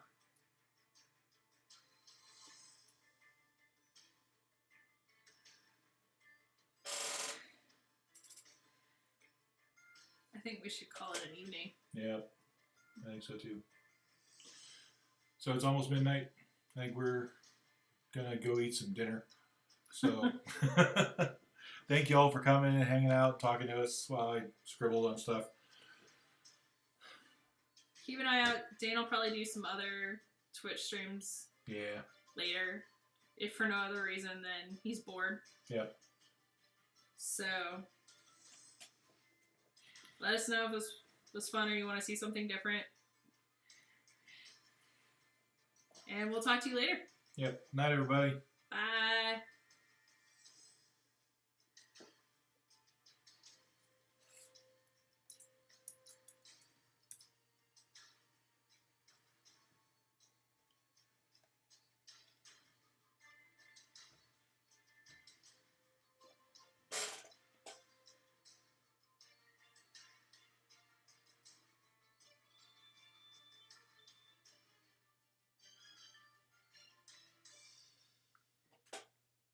We have not listened to any of the lo-fi hip-hop channels yet.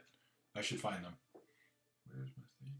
Human interaction is good. Are you trying to figure out how to turn this off? I am. One of these days I'm going to figure out how to do this smoothly.